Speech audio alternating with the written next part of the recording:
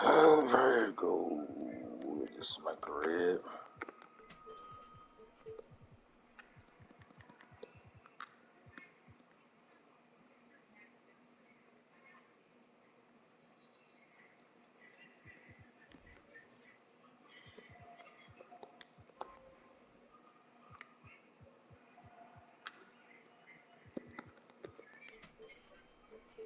Minor.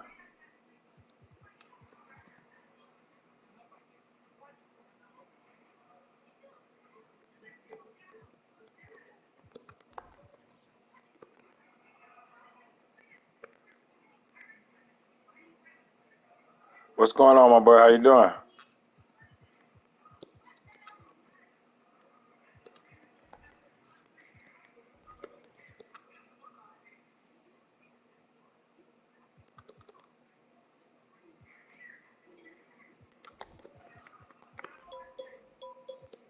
Oh, just chilling.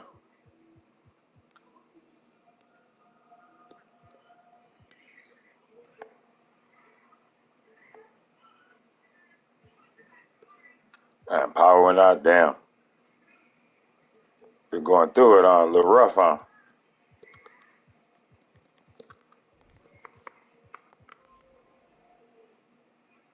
What's going on, Clyde? You got Big Z? I don't know who the hell that is.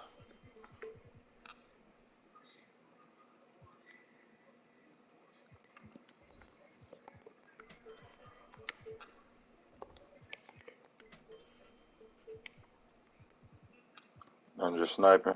Yeah.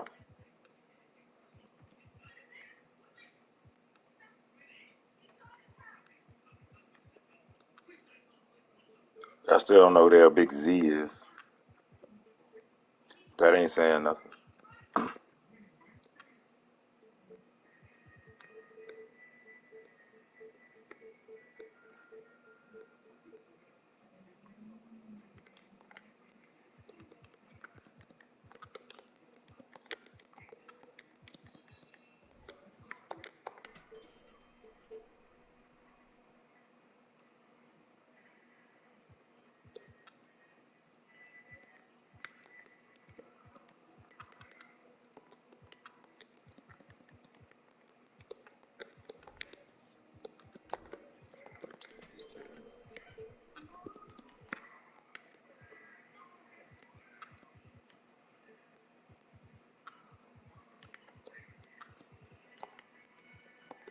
Big Z, huh?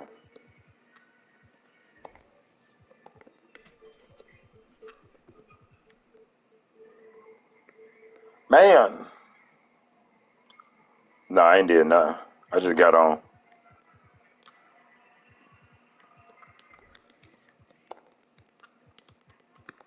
I haven't done nothing. I just got on. I ain't looked at my team yet.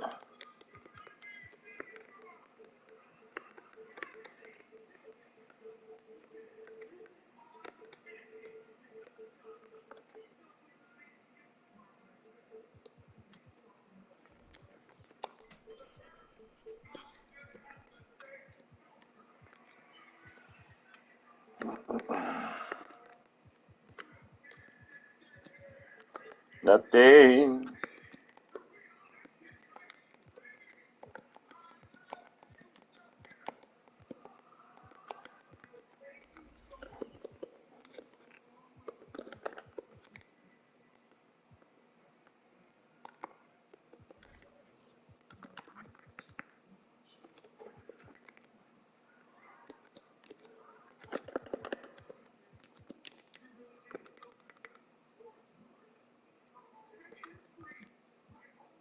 I got my lock and bead today too.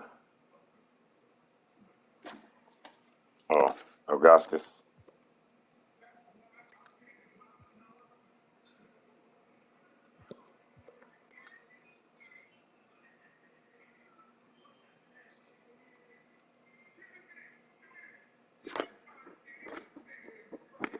Yeah.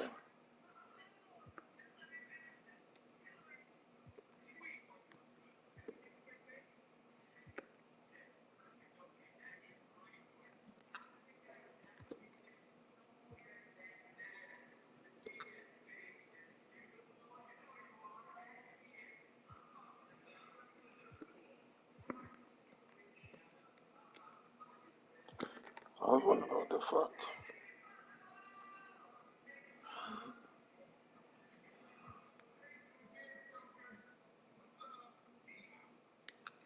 I already got Ralph. I don't need that card. You just want his MT. Get 2 block twice for 3K.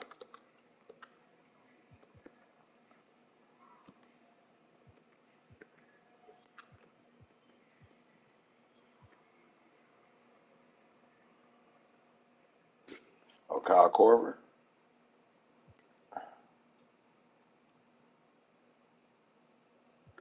Oh, Ginobili. Korver, Sampson. Sampson, Korver, Ginobili. That's just about who you like playing with, man. Whoever you like playing with.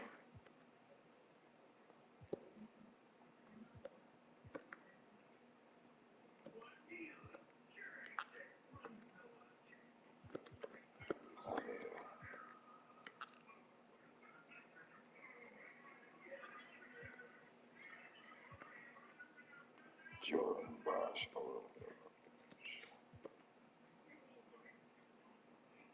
I got Johnson. I got this. 7 assists 5 times. Yeah. He was 2 points with Magic. I can get the Magic and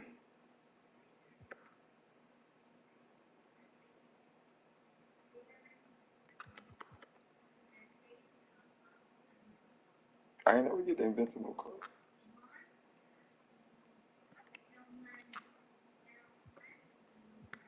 I thought I had the Invincible Clay. Y'all mean Taco.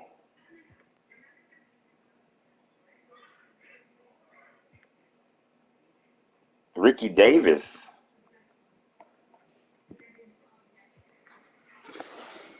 Jonathan Bender, Sean Livingston. What?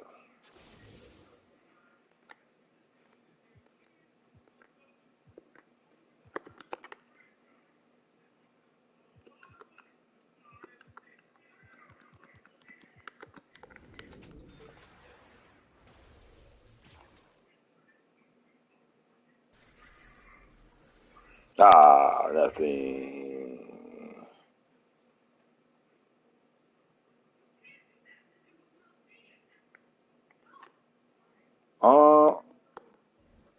Probably not, sir. I'm gonna be crashing early tonight. I gotta work early.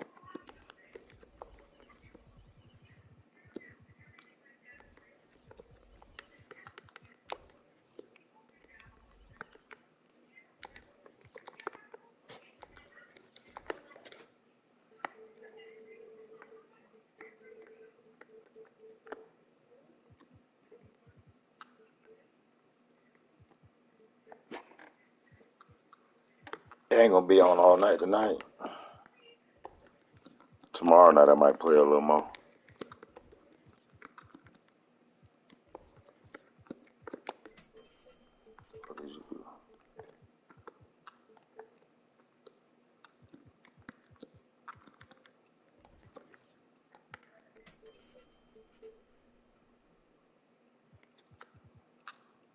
Who the fuck is that guy?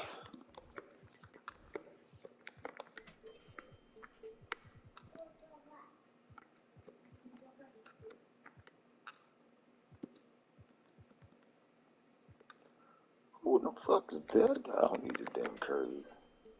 Fuck I got you for. I know I got you, brother.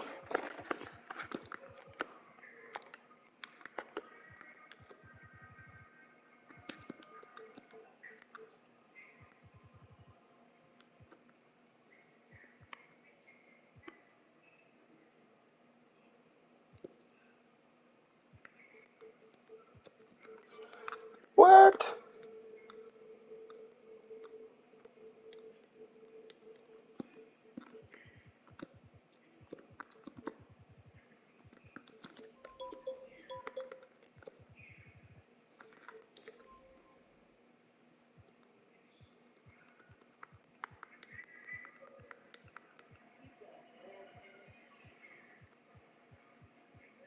In-game filter here, yeah.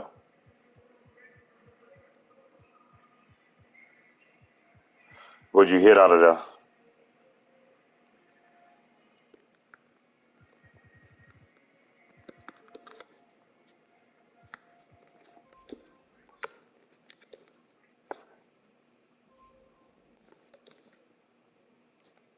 Porzingis in the dirt. Nice.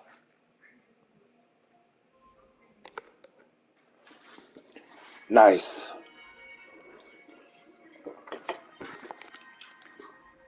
I need a fucking Yao and a Jokic.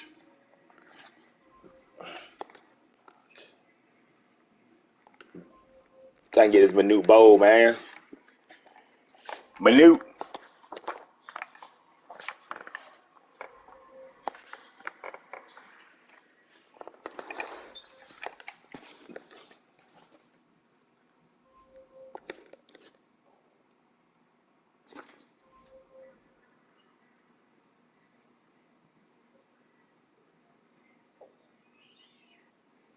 Shit still on?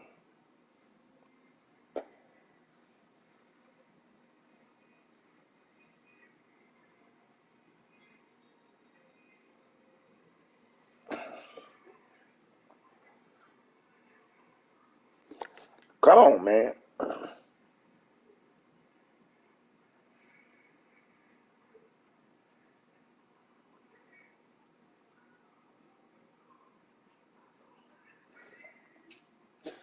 What I need? Let me roll up some gas real quick, boys.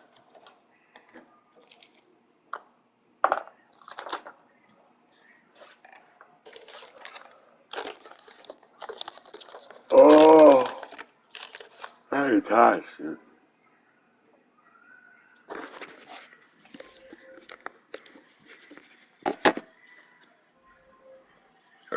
I'll play some fucking. I ain't playing Madden all night, man. I'm playing FIFA, Surge. I'm only gonna snipe for a little bit. It's on the FIFA.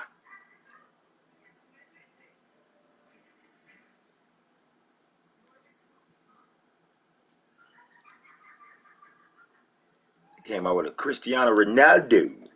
I need that Ronaldo. I need a Cristiano Ronaldo.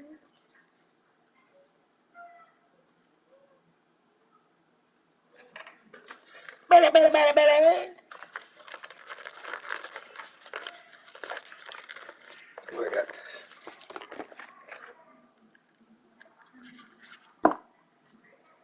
Whoa. Oh, whoa, Nelly. Whoa, Nelly. Christoph Porzingis, huh? I'm surprised they came out with that in-game Victor. Victor got an in-game already. He ain't made a splash in the league.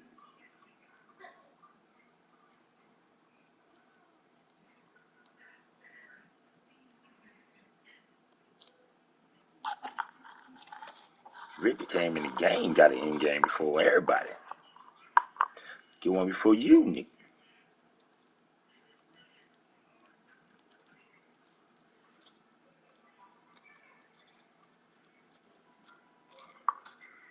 Hey, Victor. No Hakeem Olajuwon? I need Hakeem Olajuwon.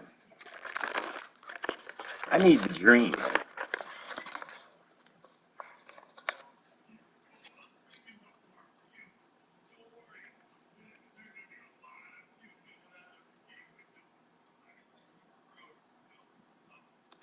Give me the dream.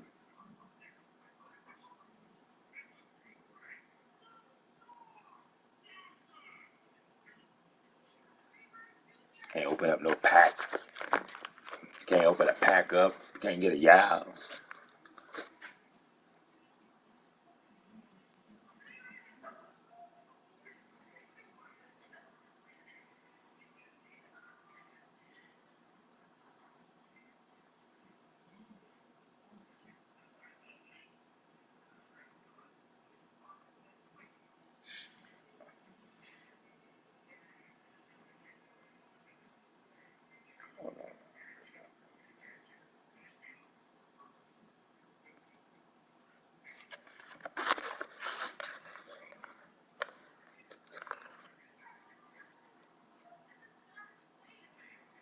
I ain't going with people.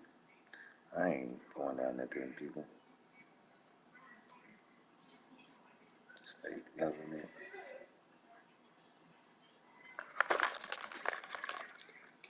Yeah. I get some J's. Got to smoke one. See what we can get into.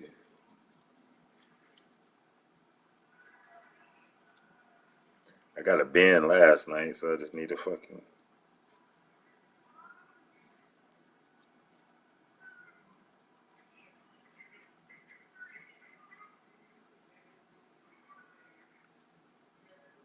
Yeah, buddy. Roll like a 6 shot. Yo, what's up, Mar? How you doing?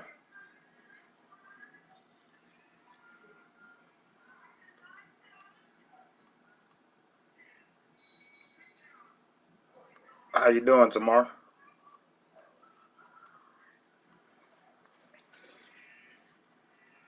What's the dealie, man?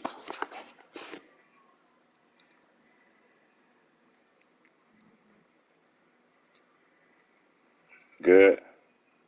Chilling.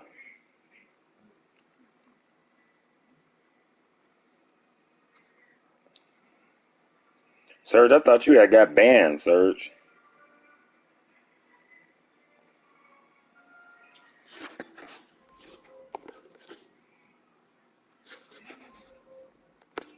Oh, you got troll, Tamar? Who trolled you, man?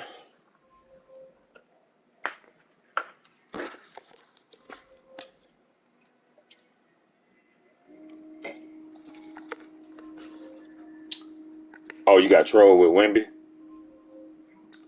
They gave the bullshit Wimby? You got the next Wimby?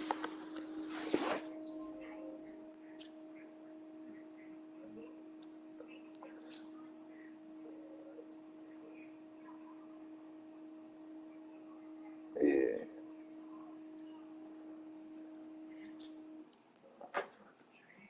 No, you thought you had that end game, huh? You was finna do a backflip in the house. You thought you had that end game. Hell no, nah, boy, you ain't playing that shit with you. Not today. You gonna take this next Wimby.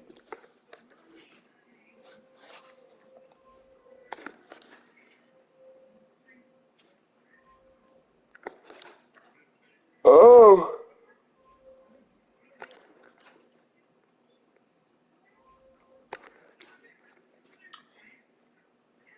We need a Yao. 3 cars only can pop up. Yao, Bol, and Jokic. And I sold my damn Bol, man.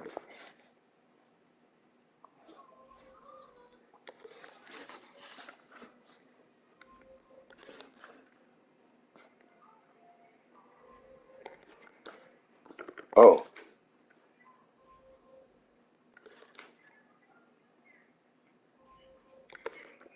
We don't care what come up. We buying everything. Yeah, I got him. I need Hero, y'all. I'm trying to build my new bow.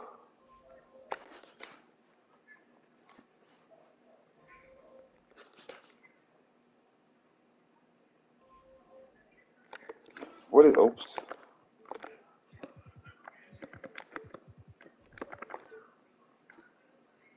What the fuck is that? He gets center power forward.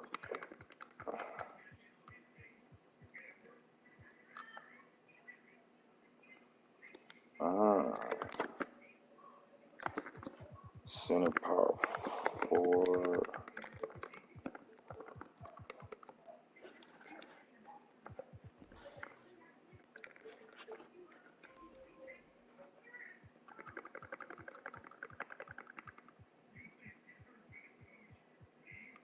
Yeah, in game down. What is that? Power forward, small forward. Okay. Yeah, bam. What about?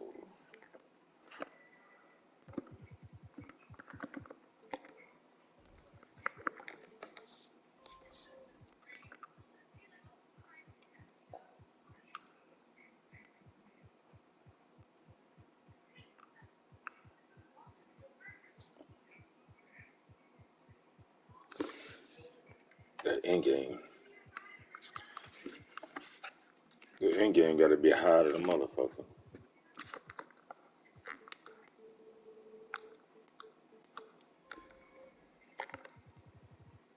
I thought he got an end game. This nigga ain't get no end game.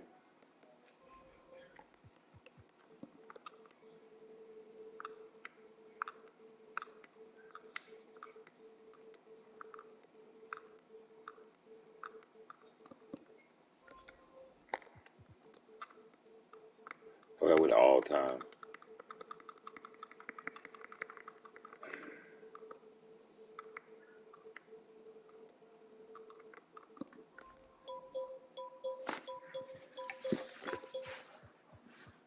I thought Victor had an end game.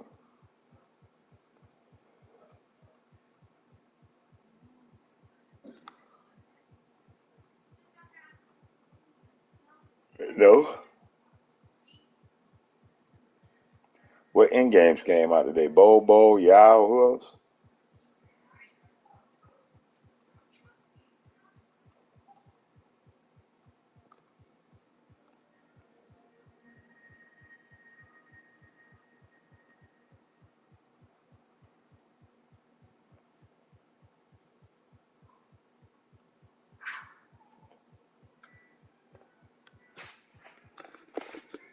Ain't in the game?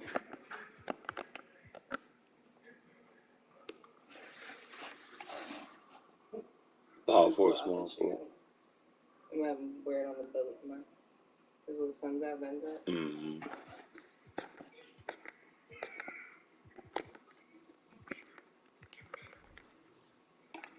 Yeah.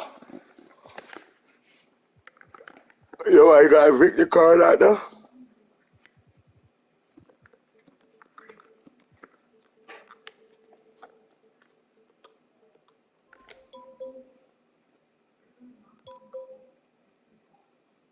I got a 430 this morning. I thought Victor was gonna be higher than that.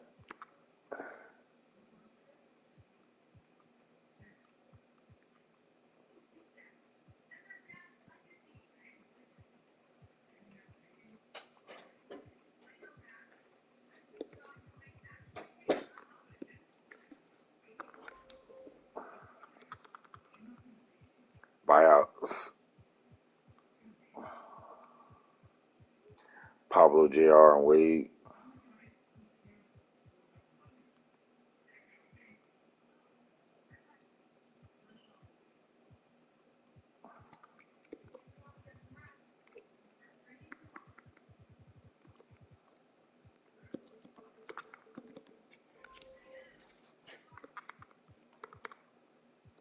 Yeah, I'm bad on that.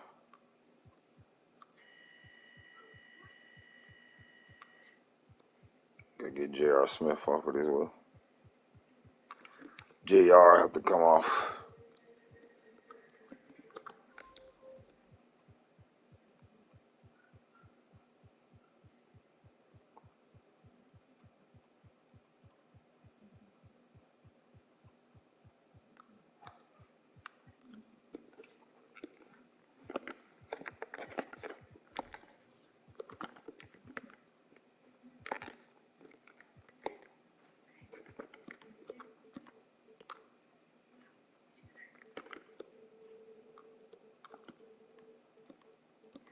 They ain't sniping games.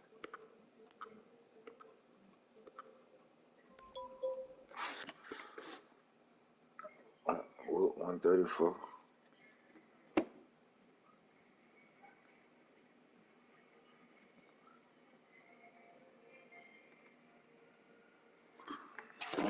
Will.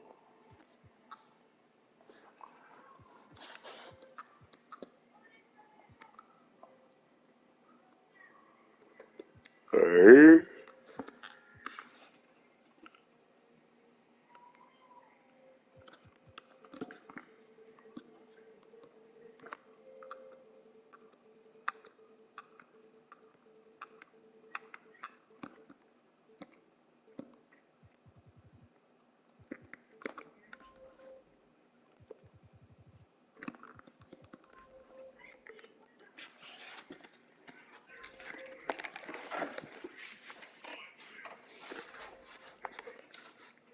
in games.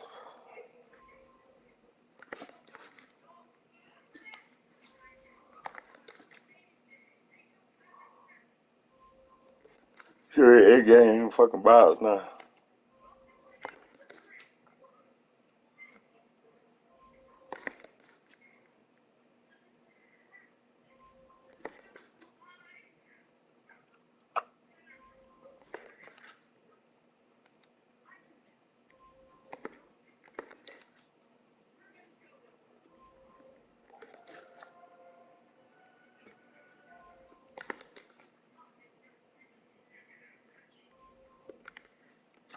Of course, they put in the bags.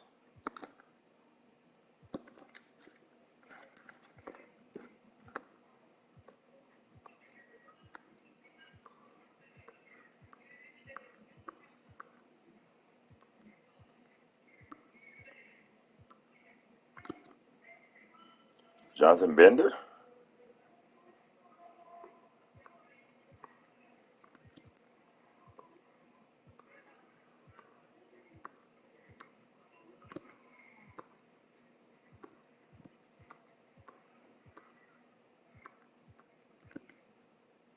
Kuzma? That Kuzma car fire. What's up, bro? How you doing, Kobe? I appreciate you, Kobe. How you doing today? For sure, man.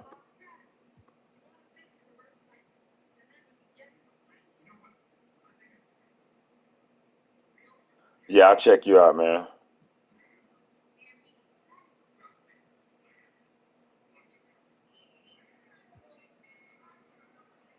Karolinko, Wade, Butler. Put everybody in but the damn heroes. I ain't know Blake had a damn invincible.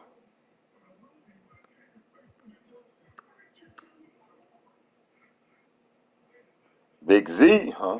I see you got Big Z. What Ricky Davis doing, man?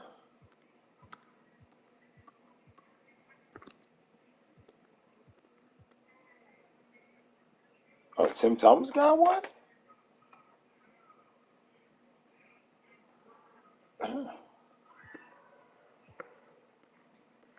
I know Tim Thomas had one.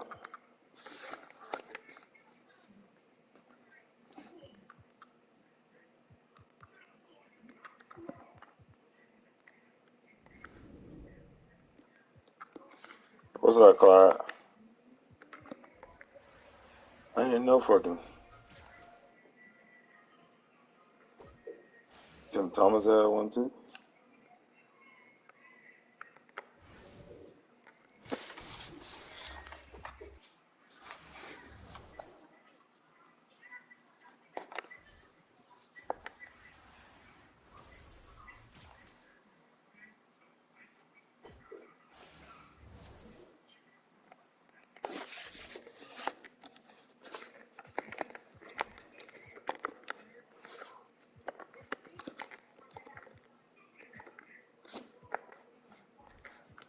Oh, who we got, man?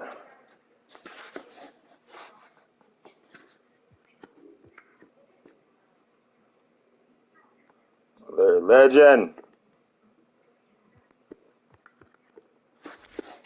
It's about time for you to go, probably.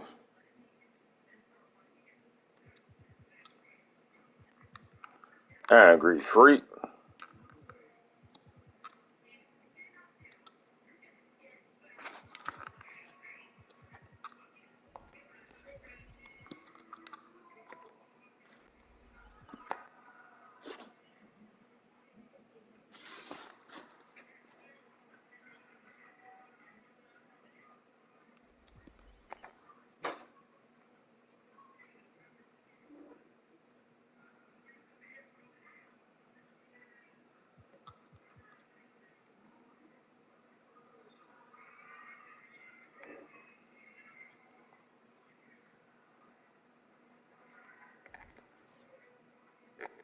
Oh, I even got you in here.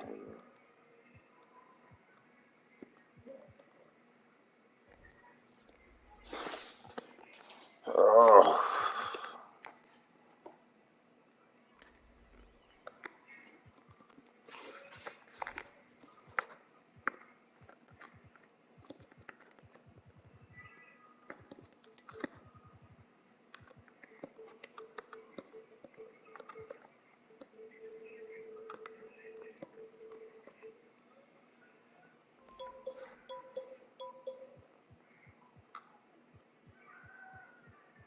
I mean, you snipe them, you gotta get them motherfuckers up.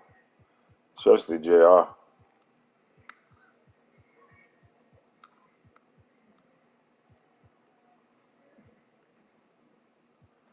That's crazy. These end games is fucking.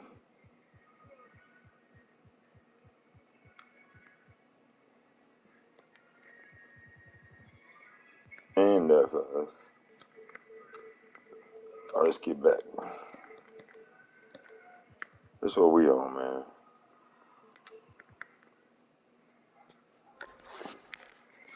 I'm on Heroes, man.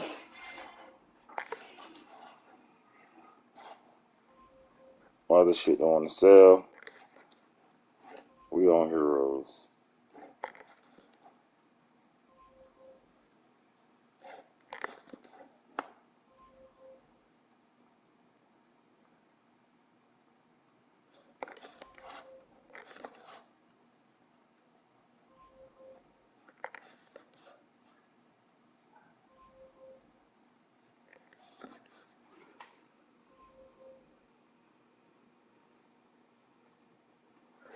Carlos pulled the hell out of end games.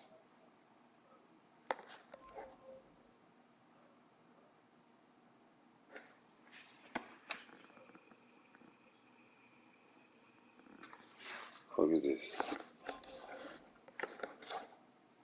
This evidence changes everything for YNW Melly in his murder trial. A crime scene detective testified that based on evidence, it is clear that a drive-by shooting did not kill YNW Juvie and Zach Chaser. He stated that the shooter was at a stationary position when the shots were made. And then he went on to testify that he believes the defensive wound on YNW Juvie proves he had no idea he or Zach Chaser were about to get shot. Detective Williams said Mr. Thomas, aka YNW Juvie, was not aware of what was going on. He was taken by surprise with his hands being up, almost saying, "Don't shoot." He also added that it would be impossible for YNW Portland to deliver the fatal shot as the driver of the vehicle, specifically noting that he would have to have an arm like Inspector Gadget to make that work.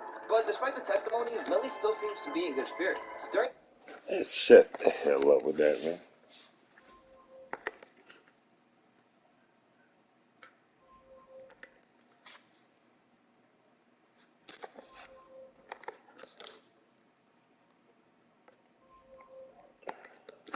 Fuck Carlos spill all that shit.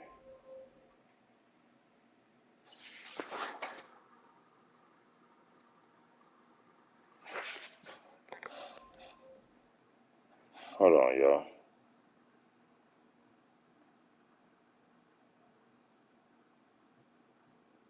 I was trying to see some shit. I don't watch this lady, I guess, Pam. Know what she wants to. Are you using Google Classroom for learning management? Well, let me introduce you to its perfect companion, ClassTag, the all-in-one parent-teacher communication. You accidentally shoot Zach Chaser and you. It was an accident. They was right there. Listen, I don't go to the range. I'm not a shooter. I was just like, you know. Listen. Okay, so let me ask this question. For real, I'm not making a joke of this because there are victims, and these are people's kids. These are, and I've seen families screaming and hollering and all of that. So I'm definitely not taking this lightly or whatever by us discussing this. So I just want to make sure I put that disclaimer because I don't want no family members getting offended. I'm just being like, because we off rip, we were like, there are victims here, so we want to keep that in mind as well. And they want justice and they deserve justice.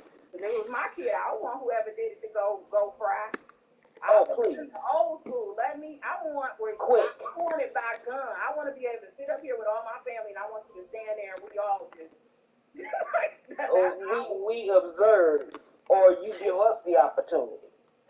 Okay, so I have just one question, and this is for anybody on the panel that might want to, chime in. I don't know who might have been around guns shooting. I mean, GUNs. I'm sorry to keep saying that. I don't know who's been around all of that. No, it's not GSR. But my thing is when anybody hears a pow, immediately you duck, you go defense mode. How was he able to make them 2 precise shots and nobody was in straight? Because if you get one off and you close enough to me, we going for a fight. It's getting ready to be a tussle. If you get me, you gonna get me after I done put in everything that I have to fight you off. And so you get these 2 precise shots in these for 2 people, and like the dude in the back, you didn't see him pointing the gun, and then the dude in the sleep. The theory is that he was sleeping because he got shot in the back of the head, and the bullet came from the back going out the front.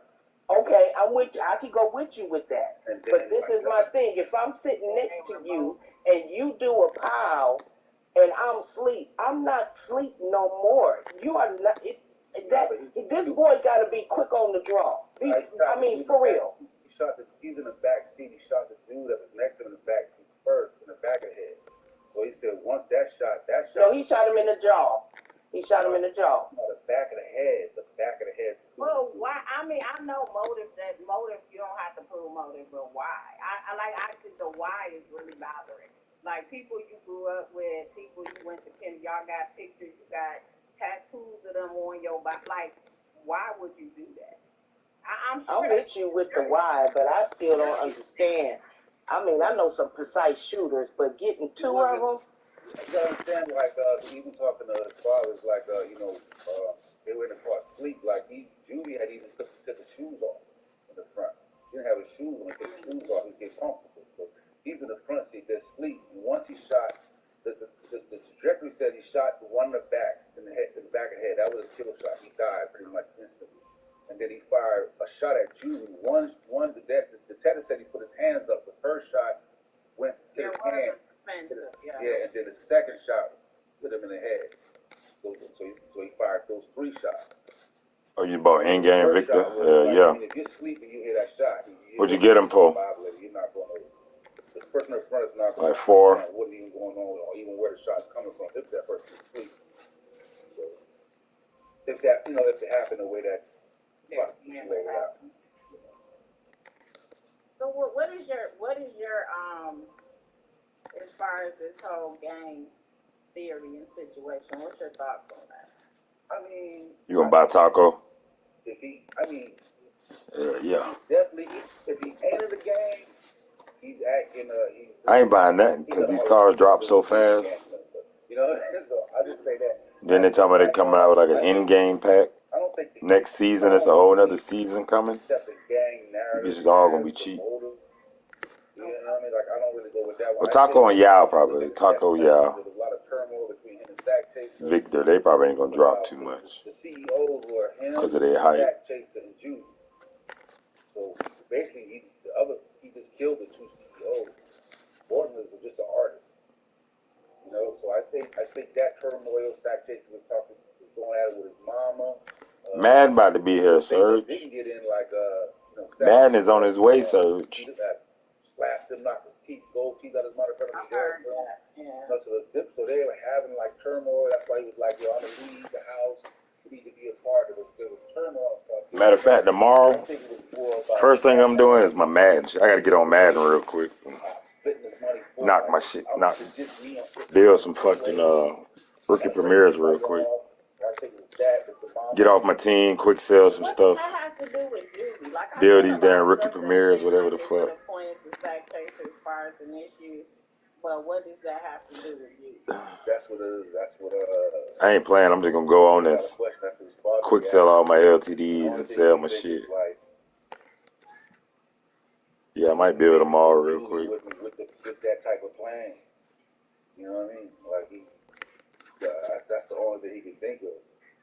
Like Judy would never been with that type of stuff as far as Sack Chaser. That's the only thing he can think of. Selling everybody, man. I'm selling everybody with my golden ticket Lamar. No text message or bad history of turmoil like that between those 2. Everything is between him, Sack Chaser, and the mom, pretty much. Well, see, for me, I didn't gather that. I get that she's still Melly's mom, but I didn't really see a great relationship between the 2. Melly and the mom? Melly and his mom. I think it's dysfunctional. And I think you know how that could be sometimes, even though it looks crazy. He still loves his mom, even though it's dysfunctional. I mean, he talked to her crazy, like I mean, real crazy. But like he when he was talking to Sack Chase, I think he was just telling him that certain things to make Sack feel comfortable. Because even Sack was saying, like Sack Chase was saying, man, I don't know, feel like y'all on some funny stuff. Even though Melly was telling him that, he was still like, nah, y'all seem like y'all on some funny stuff right now, you know. And so I don't know, it's crazy. They got a weird relationship, weird relationship, to say the least. Yeah, I mean, but part of it is she grew up with him. Like, if you have a kid that young, you grow up with your kid, and you don't know how to be a mom, so you're probably more like homeboy and homegirl than a mom and son relationship. Yeah, and I watched the podcast, or the infamous podcast, talking about him, and it was like she was dating a guy, and the guy had beat Melly up pretty bad when he was younger. You know, so much bad, so they had to go to the hospital. Oh, wow. Yeah, and after that, you know, the mom still stayed with the guy, and Melly went and lived with the grandma. So I think that brought about that type of tumultuous situation you see now. You know what I mean? I think maybe her allowing it to go so far, maybe guilt from certain past things. You know what I mean? So I think that's how it probably got the way it is between those two. Yeah, he's definitely talented. Yeah, well, that's He's definitely talented. So, dang, this is all unfortunate. So, like, we watching it unfold. I never thought I would even be so intrigued by this entire thing. But I mean, I'm like the jury now. Like, why? Like, why was this? You guys out here getting money. You guys were up and coming. Looks like you were getting shows. Why? It just none of it makes any sense. And the crazy thing is that they were broke. I mean, like, Who were broke? You're saying like Judy and Sack Chaser? yeah, they were. His dad was like, they didn't even see any money, and Melly was getting some money. You know, like they was giving him money to get a house, but he didn't really have a whole lot of money. They was on a family plan, phone track. I mean, Portland had a making all the money. right. Portland had a minute phone. I mean, I'm like, what the world? Yeah, that's true. Like, what's going on? They got a minute. They got a minute phone. a lot of emails about shows, so you guys get a book. Yeah, and I think with them shows getting split, if they split it 3-4 ways, manager getting his cut. You know, they young, they blowing some money. I need to see this contract with Hunter. I need to see how much he should have hollered at. Man, they just say them boys at 16. Man, they had 16, got 16 million. Should have been getting. The track had 16 million. Yeah, the manager, what they say, he had 16 million when Yeah. last time they checked. Yeah. 16 million in 30 months. He had more than one artist, though. Yeah, we had King Von too before he died. Yeah, so yeah. Yeah, who? He had King Von. He was King Von's manager. Really? Before King Von died. Yeah. Okay. Yeah, he was there when Von got killed. Oh, what a coinky thing. Yeah, so that's why they. You know, without his phone though, like the reason that Melly really got pulled in is because the track had Melly's phone, and he turned over the phone to the police, and that's really how what led to them going into Melly. Once they got that phone, without that phone, prosecution really got no case. I You agree. making me side-eye this manager for real. That's two of your artists is hung up, bro. I him in the beginning when his name was showing up on everything. I'm like, what type of control is this? Right. And then the rentals, and I was saying, that don't make sense to just get a bunch of rentals that they're tearing up and you can just go cash out on the car. It just seems like a control thing to have your name on. Like, they got to come to you before they can do anything. For everything. Like, just like those text messages they kept hitting him up. Oh, I need this. I need this money. You need to send this money. We ain't gonna do this unless you send this money. We got to send it. And remember those text messages? You know, one text message went to one dude and said, "Hey, can you send me $10 so I can get a haircut?" I'm like, what? And then that's when my niece was like,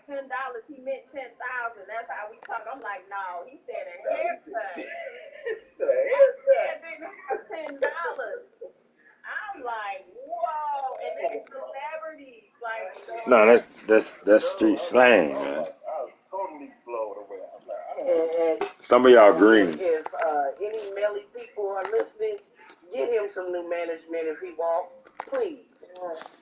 man, because that is nuts. You know what, though? What was interesting to me, though, back to the gang situation, I want you guys to let me know if you guys picked up the same thing. What I noticed, and I didn't realize how much they come after these artists in order to have that notoriety so they can be like, those texts sound so thirsty to me. Like, let me go ahead and post me because last time I got a bunch of chicks when you posted me. Why you not calling me back? You supposed to be a part. You supposed to check in with us. You supposed to do it. It was like they were aggressively coming for him, and that's why the gang theory just didn't sit with me because I was like they were so aggressive. But it also opened my mind of how this thing works. You know, I do people come to me for contracts. You know what I'm saying? So I don't get into all of that. So that's why it was very eye opening.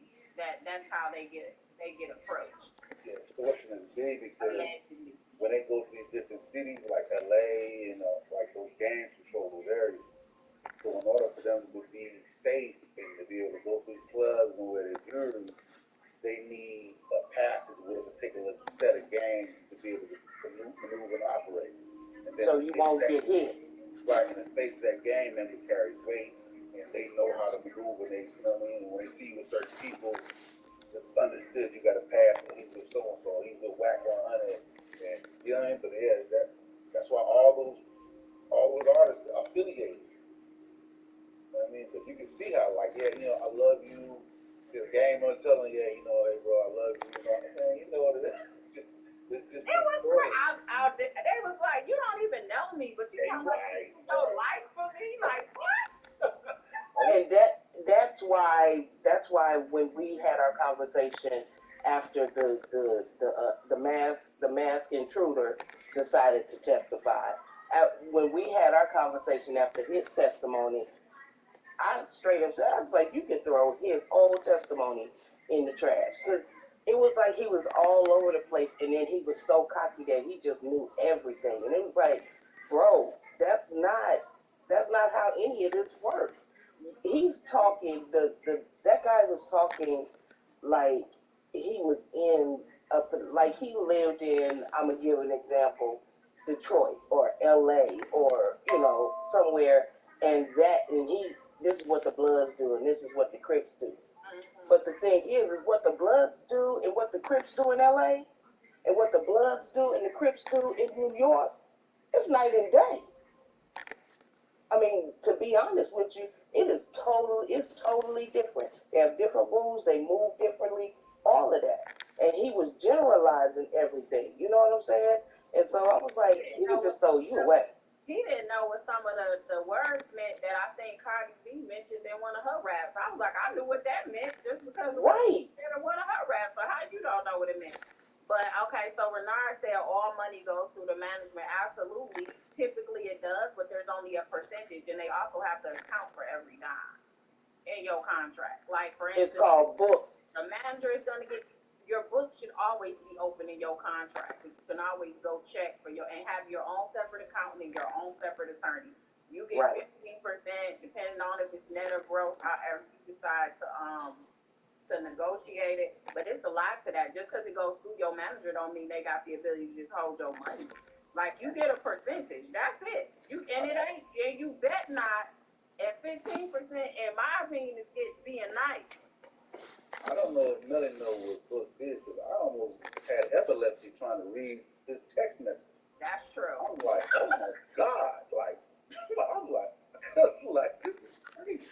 I'm like, how is the other people even understand you and me, Cat, and I know, and I'm like, oh my God. Listen, I just checked out. I couldn't even, if you told me what they said, I would just believe you. I was like, I agree. Teacher is mad right now. His English teacher is over there like, I know the court reporter's like, I don't even know what it is. I don't even know what the fuck I'm typing. I would love to read the court reporter's transcript. I don't know you. He was like, in the what? It was like, what? What? Hey, I noticed too. Like it's funny because when you got white people and black people, right? The white dude is reading stuff like N word, blah blah N word. Then the black dude comes back, so talk about me, nigga. Like this, I'm like, this is ridiculous, man. And that was one of the things that bothered me is they were reading these text messages, and the thing is, the thing about the text message, if you let a white person read it, it means one thing. You let a black person read it, it means something totally different. Well, some of the words wasn't even gang. It was every day. Like my kids talk like that. I talk to them like, it was the average stuff that you say. They were making it like it was gang terminology, and I'm like, wait, hold on. But see, you're reading it because you know the culture. They're reading it in a different context. Right. I think they needed the game was just like my understanding was to get the death penalty. Right? I think the death penalty. Right. Yeah. So I think that was kind of like just like a shot at the, like a pow. A shot in the dark. Yeah. Because that's how they could throw in the premeditate. That's how that helps them with the premeditation. Yeah. He's doing it because. The aggravating factor. Yeah, for the death penalty. Yeah. Get more tech, and it was able to get a whole bunch of text messages in. You know what I mean? So you can get more words from you know what I mean? So yeah, I thought even if they did find him guilty, that he would get the death penalty. Because I think the gang would hold it for that much weight. To commit the crime. But I think this is almost the biggest thing since OJ. Man, right? And then when people said that in the beginning, folks were getting offended at the young people, and I'm like, no, there's literally 50,000 people watching this trial on Law and Crime. I know, I saw it. Yeah. It really is huge. There was 30,000 people when I clicked on waiting for the verdict. There wasn't even nothing on, just silent. I did too. They weren't doing nothing but showing the top. They were showing the top of the flag, and I was like, okay, well, something must have happened. When I said something, I said, let me rewind it because it's a lot of people. People were just chatting. I was like, it's just the top of the flag. Yeah, the chat going at it. Yes. They like really beefing. I'm like, I don't know. Well, it was nice talking to you. Thank you so much for coming on and enlightening us. Right, I subscribe to your channel. It's my first time seeing something.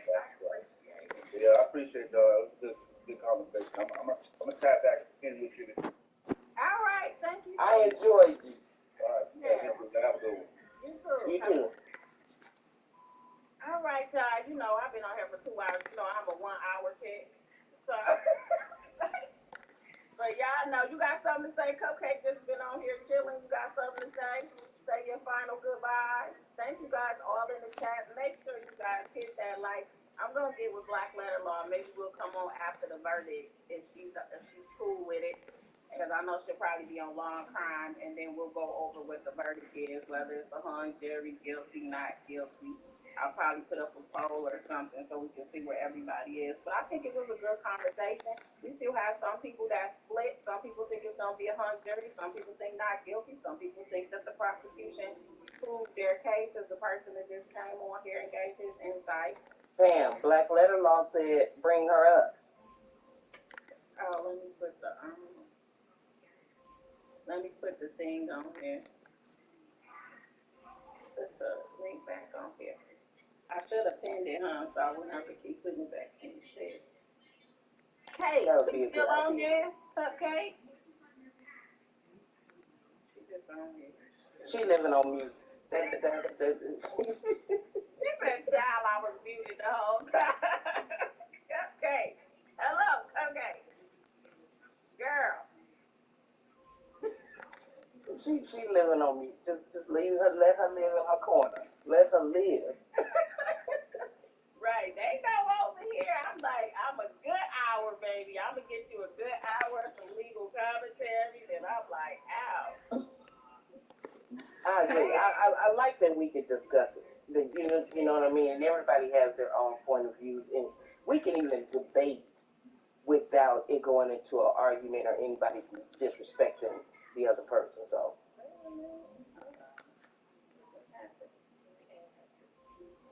Can you hear me, Black Letter Love? I can. Hello. Hey, How are you? I'm good. I'm gonna see you in a few though. I know you're gonna go for the Tory Lane stuff. I'll be there for that. Oh, okay, awesome.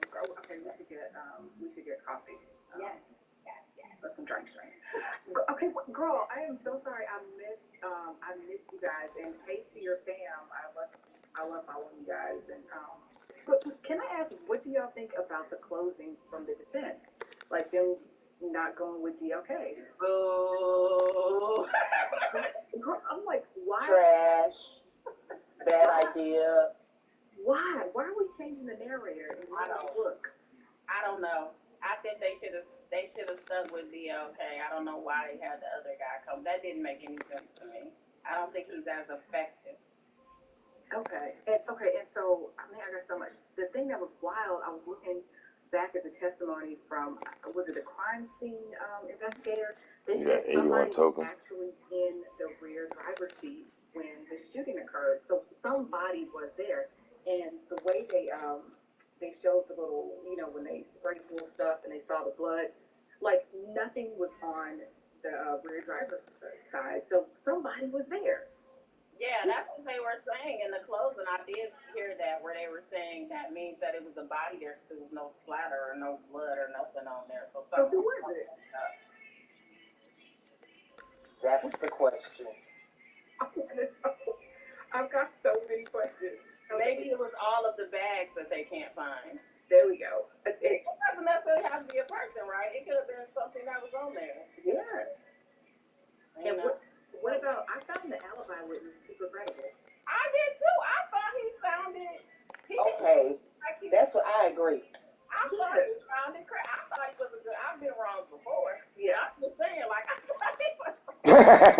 Just super good. He was so even on both sides. He was even. He was forthcoming. It was like, he wasn't combative. I was like, I like this dude a lot. I'm surprised. I thought, and he seemed matter of fact. Like, he wasn't really, he had a little discrepancy whether Melly hit him coming in or climbed over or whatever. Like, but for the most part, like the other guy, Blast, he said he was in the back seat and he was really in the front seat. Yeah. That until the video. So a lot of that stuff, that just threw me off after that. Because I'm like, and then you were asleep. So that's why I hated it. So you didn't really know what was happening. I was like, okay. But look, when the cross-examination came, that prosecutor, she was so angry. She was like, and why did you mention that in this statement? And the defendant said, it was never asked. Right, that was a good response. Yeah, like, absolutely. You never asked me that question, so I never just gave that information. But I think she could have crossed him better. Absolutely. I didn't like her cross on him. I think she could have got him caught up a little bit more. She could have surprised him. Her cross wasn't very effective. But they're used to, the prosecution is used to direct. So it's what happened next. Mm-hmm. What happened next? Just tell your story. They're not as potent, as great as cross, because that's all defense has, cross. They don't have to try very hard. Yeah. You can see. Yeah, okay. So, man, thank you so much for having me up here. But yeah, we get the verdict. We're gonna have to coordinate so you can come back up. I know you'll probably be on long crime, but think about a second after you get done with your main gig. Absolutely, girl. I'll text you. All right, sounds good. Thank you for coming up. Have a good night. All right, bye, fam. Talk to you later. Bye. All right, guys, we about to shut this down because your girl is tired. I gotta go eat. We're gonna shut it down. I'm ready to go now. I done had 2 lawyers. I'm real happy. I'm gonna go back to verdict watch. Yes, we are on verdict watch. We will be back. They deliberate in the morning, so if we get a verdict tomorrow, we'll be right back here tomorrow doing what we did today. Thank you for everybody that contributed to the platform, and you guys have a good weekend. And make sure that you stay safe. And just thank you guys for real, because you didn't have to come over here. I know a lot of people are talking about it, so if you haven't done so already, make sure you hit the like and subscribe to the channel. And I'll see you next time. I love each and every one of you guys again, and be safe out there. Yeah. Yeah. Damn, Melly.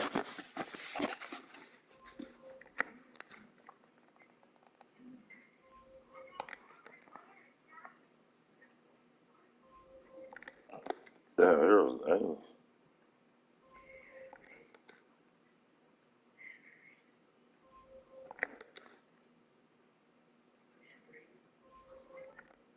I ain't seen a hero.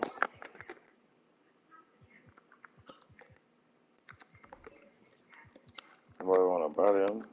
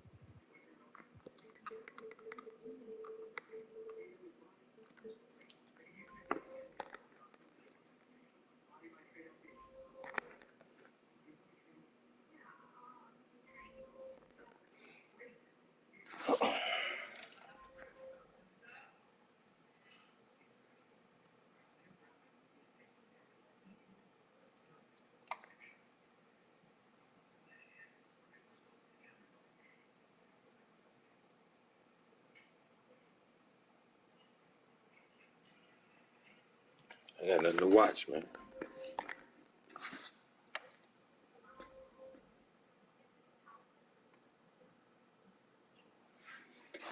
Let me see something real quick. I got nothing to watch.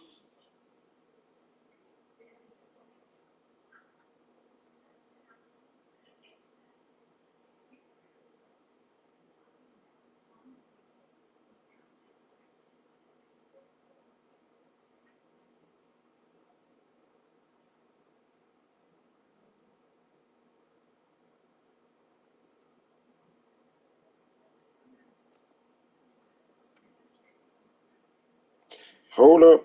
Wait a minute.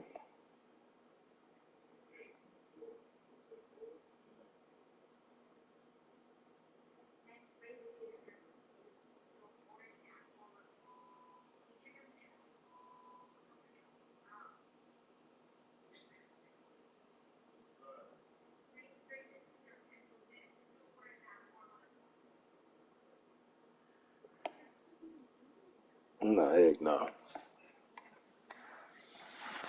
There's nothing more powerful than you making your thing happen. Really going for it. Doing business on your terms. Shannon with Stephen Giving A. it your all. Making a difference. And loving what you do. Every single day. Feeling fearless, fulfilled, free. Let me get right in. Because I know that news has been percolating at Shannon Sharp. It's coming the first day. Want Shannon Sharp on first date. Okay? Period. I gotta admit, I am shocked that Shannon Sharp is about to pull this off. Originally, I did believe that he was going to make a significant amount of money as a result of his departure from Undisputed, but I didn't think he was going to be able to have his cake and eat it too. He ain't going over there with Stephen A. That is a jab. Y'all go over there, man. You got to get shit Turn out. on their notifications on this channel. All you have to do to enter is hit that subscriber bell. Now we get all that out of the way. He can never be me. So I just left that place. Skip don't see that.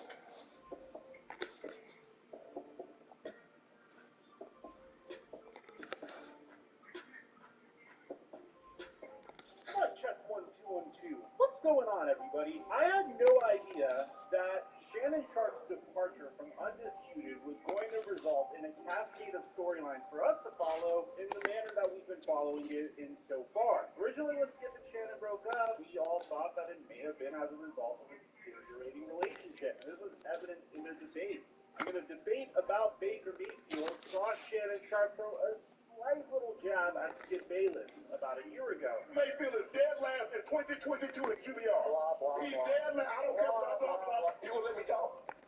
Because that's what you If you stay on point, I'm quite You sure. never stay on point. Okay? I've got to stay on point. You tell me when it's my turn. It's your turn. Okay. And Skip Bayless really offended Shannon Sharp when he compared his career to Tom Brady shortly after.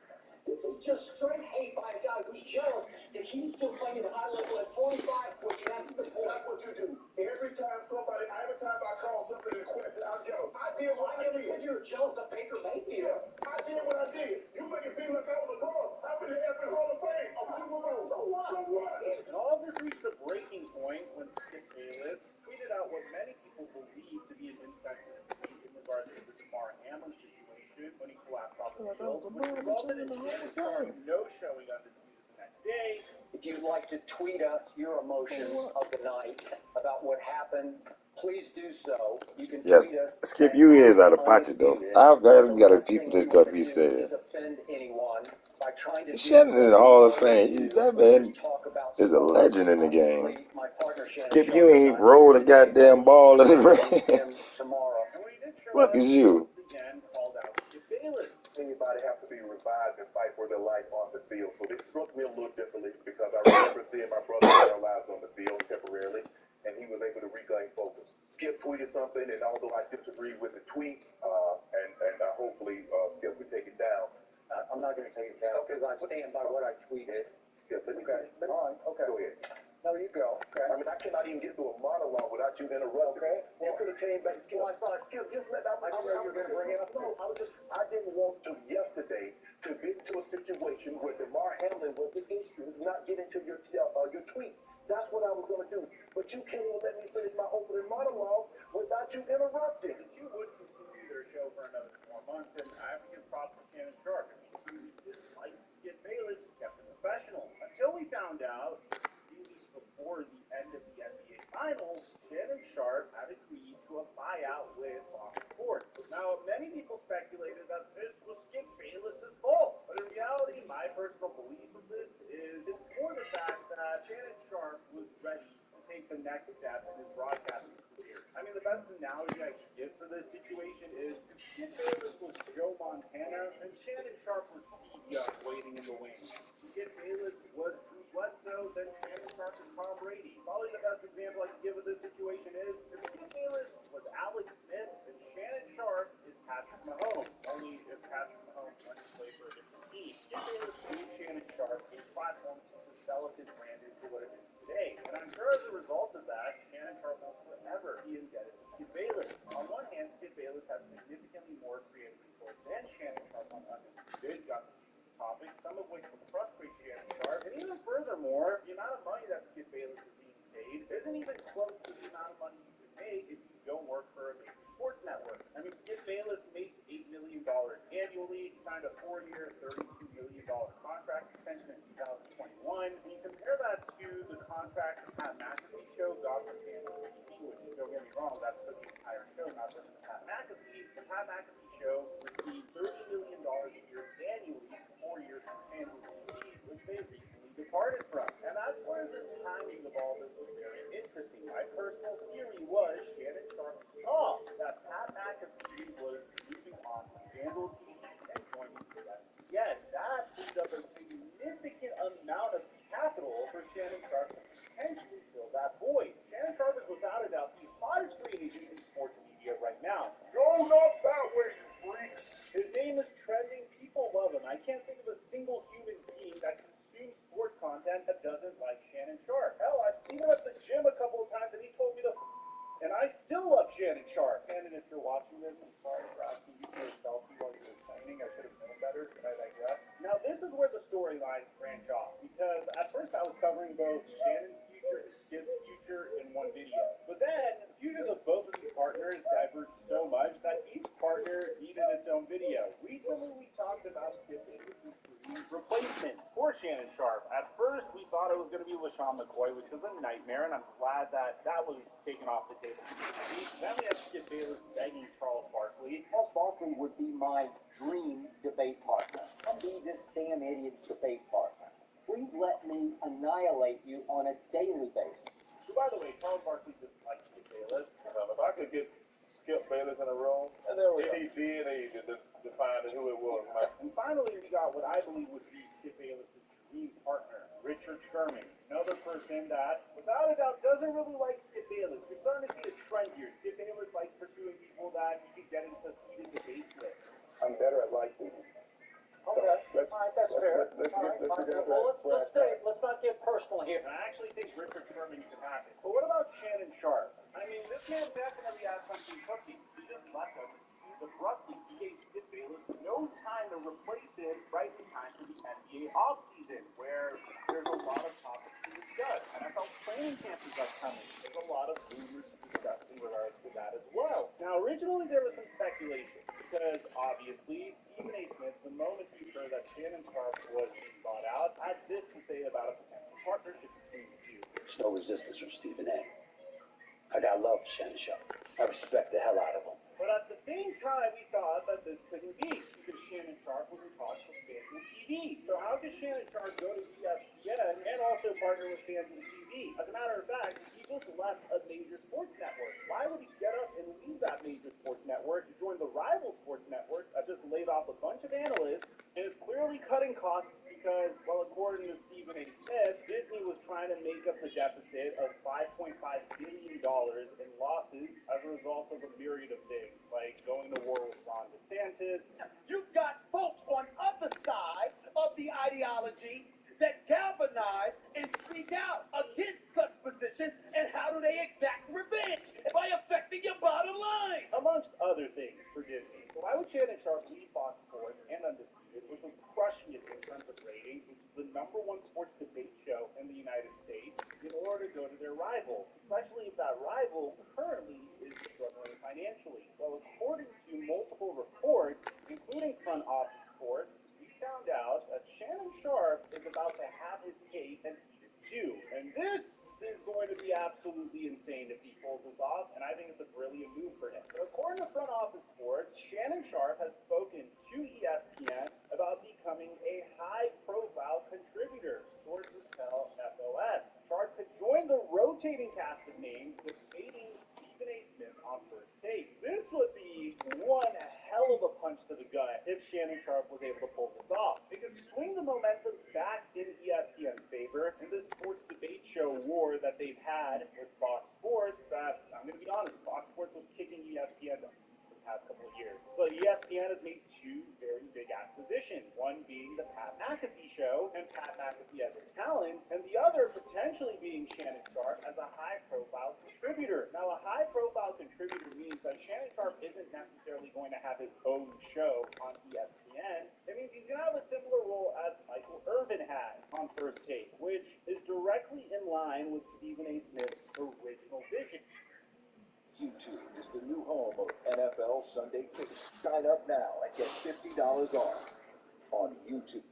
Vision when he said that he loves himself some Michael Irvin. I love me some Michael Irvin. That's my brother, the playmaker. But even furthermore, the #1 thing I look for whenever I try to determine whether or not rumors are true or false is that if they're consistent. And the most important part of this one particular report is that this rumor means that not only would Shannon Sharp be able to join a major sports network, but he'll be able to have his cake and eat it too. What does that mean? Well, take a look. The contributor's role would enable the former co-host of FS1's Skip and Shannon Undisputed to join the rotating cast of stars debating Stephen A. Smith on ESPN's top-rated First Take. They include contributors Michael Irvin of NFL Network, if his legal issues are cleared, Chris Mad Dog Russo of SiriusXM, as well as ESPN's own Ryan Clark. At the same time, this arrangement would enable the free agent Sharp to continue his weekly Club Shay Shay podcast, which now boasts 1.23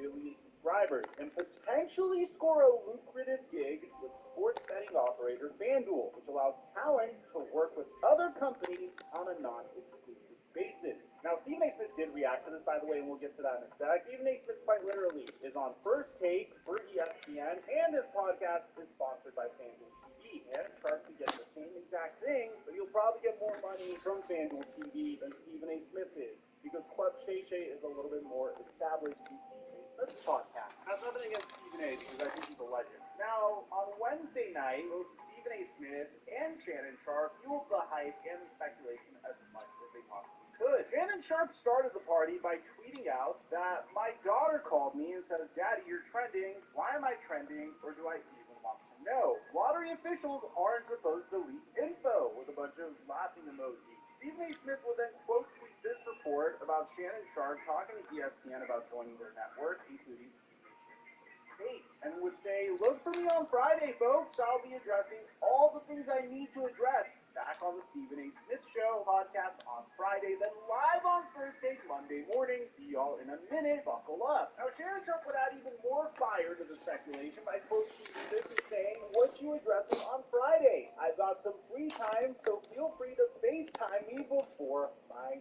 meeting." Popcorn. Oh man, the top reply to this tweet was, "I guess I'll go back to watching First Take." So this is gonna be huge. At Shannon Sharp coming to First Take. I'm not going to tell you that's true. I'm not going to tell you it's not. What I can tell you is that the honchos are talking to Shannon Sharp. What I can tell you is that the honchos are fully aware that Stephen A. Smith wants Shannon Sharp on First Take. I want Shannon Sharp on First Take. And I aim to get him. The conversations are official. The reports have not been misnomers or misreports or anything like that. We are talking to him, and I'm hopeful that ultimately we will be announcing sooner than later that he will be on First Take. Anything can happen. I don't make those decisions. I have bosses. But damn it, Shannon, Club, Shay Shay, and anything else, I don't give a damn if he brings a bottle of Hennessy with him. I want him on First Take. Let me know in the comment section down Yeah, below. Guys, nigga, bottle of Hennessy, boy. aside from that, I'm your boy Mike. I'm dropping our mic. Next upload.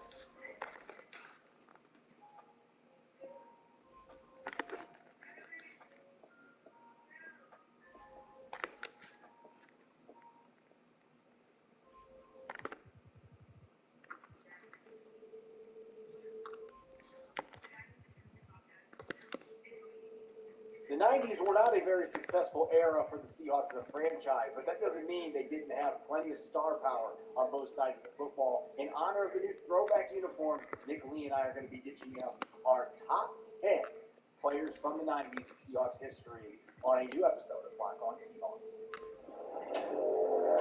You are Locked On Seahawks, your daily Seattle Seahawks podcast, part of the Locked On Podcast Network.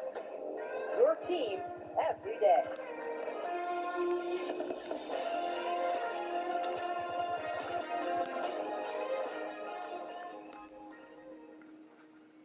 Greetings, world. This is Corbin Smith, host of the Locked On Seahawks podcast, your daily Seahawks podcast, part of the Locked On Podcast Network, your team every day. Joining me for our latest Blue Friday installment, my co-host Nick Lee, and a special thanks to all the 12s out there, whether you're listening from Fort Collins, Colorado, or you're listening overseas in New Zealand. We greatly appreciate you making Locked On Seahawks your first listen 5 days a week.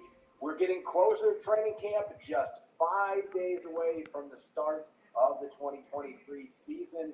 We are going to be continuing our Forecast Friday series. We've got Geno Smith and Jamal Adams, two of the most important players for the Seahawks heading into this 2023 season. We're going to continue our emoji edition, love them or leave them, with defensive undrafted free agents and much more. It's a jam-packed Blue Friday episode coming your way, so let's get to it. Now for your lead story here on our Blue Friday edition of Locked On Seahawks.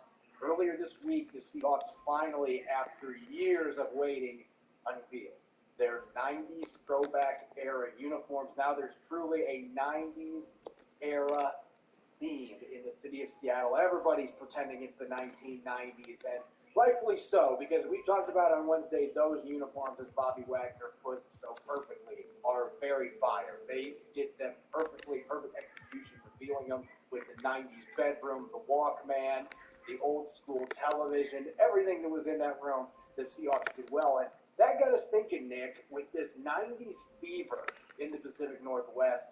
Let's go back to the 1990s for the Seahawks. Now, let's not talk about the records they had, because that would make this a depressing episode. But there were still some really good players on the Seahawks in the 1990s. So we decided to put ourselves to the test and put together a top 10 players in Seahawks history from the 90s. And this is just strictly the 90s. So Hall of Famers that only played in the 80s, we're not going to be talking about them in this segment. It's all about the 90s. What did you do for the Seahawks from 1990 to 1999?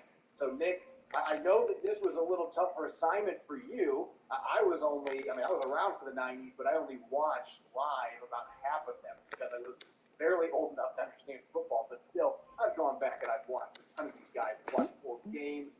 Feel like I'm pretty prepared for this, but we're going to be looking at all pros, Pro Bowls, stats, other things of that nature, how important they were to the team. How does your top 10 list shake out for Seahawks players from the 90s? Well, I gotta say, Corbin, I am a little intimidated by this, and I'll just be up front. I grew up in San Diego. I grew up a Chargers fan as a kid, until they broke my heart, of course, and moved to that stupid town up north. And moving here, I was a true 12. I married a Seahawk girl. We got married right around when the Seahawks won the Super Bowl. So I've really had a late start. So some of this history, I feel a little bit intimidated, and I'm sure people will disagree with my list. But I did the best I could with some stats and old film I've watched a little bit. So I'm going to start, going from 10 to 1. Darrell Williams, I have 10. Just a fine safety. I don't know how much you want to break down each one, but he had 20 interceptions between 1996 and 1999, which is pretty impressive. And I had Walter Jones at 9. So before you get all the pitchforks out, he was a Hall of Famer mostly for his work in the 2000s. So Walter Jones really, he kind of laid the foundation in the few years he played in the 90s. But if we're cutting...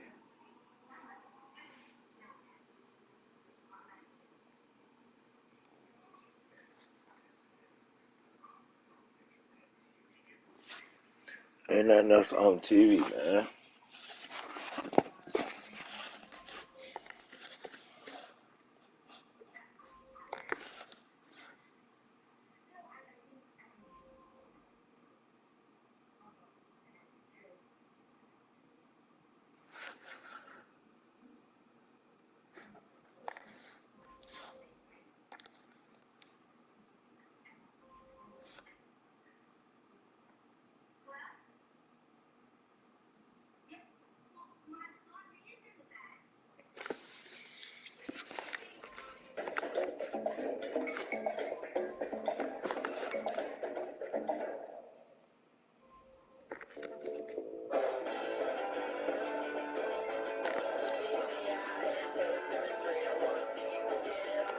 I want to see you again.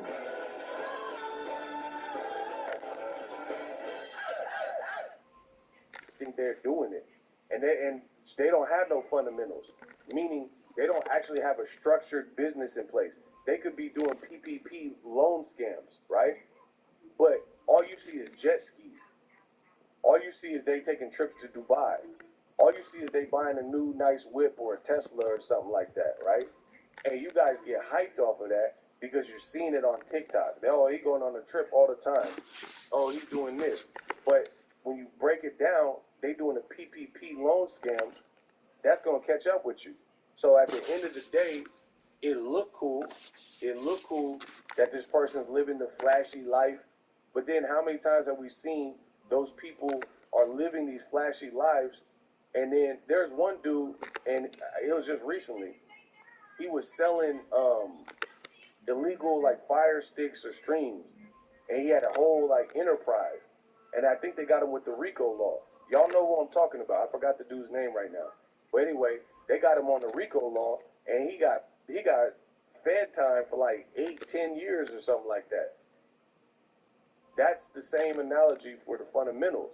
Is good. Okay, your whole business is Hellcat. It was Hellcat something. Oh yeah, on me with the Hellcat. Thank you. Him. Go look up his story. That's what y'all sold on, like the flash and flare. Like it's cool. I guarantee you, on me with the Hellcat. I mean, when Come on with the it look Hellcat. dope. He buying houses and flipping houses and all that stuff. But that Fed time ain't looking nice. Ain't nobody want to be in the bank for like 10 years because you was selling fire sticks. That's 10 years of your life. So again, that's kind of what I look at like boxing. Give me a business like Boxing Ego. This is a business that I can double down on, that I created, that I have sole like proprietary ownership over, and I can like, if I had a kid, I can give them the game that I learned or give them my business.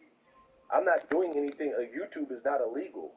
Me getting and busting my butt every single day to fuel y'all with content and making this bread and getting cash apps and super chats and YouTube bread, nothing I'm doing is illegal.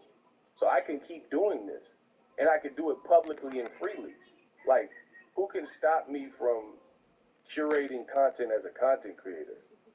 Versus if I was selling fire sticks and then the feds got a wind of it, bro, it's short lived. So that's what I look at when y'all so interested in like flare and flash and who looks better on the on highlight reels and stuff. Boxing don't work like that, bro.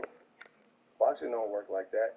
Give me somebody who has like a structured business, who's disciplined, over somebody who has like a scam, PPP loans and all that. Like, I don't want that, bro. Imagine if my whole wave, and the thing is, like, with the PPP loan scam, you might be able to come up faster than me. You know what I mean? Like, oh, it took Ego this amount of time to make this amount of money. So you arrived there quicker than me, but you took a shortcut and you cheated. I'm not cheating, so I'm perfectly fine getting to the bag how I get to the bag. Slow and steady wins the race. You could be the rabbit and bust out the gates with all this speed, but I will catch you. I promise you. You can't outwork me. I'm going to catch you. I'm the tortoise. I'm the turtle. I'm a ninja turtle. I'm coming for you, and I'm going to catch you. And everything is 100% legal. Entrepreneur.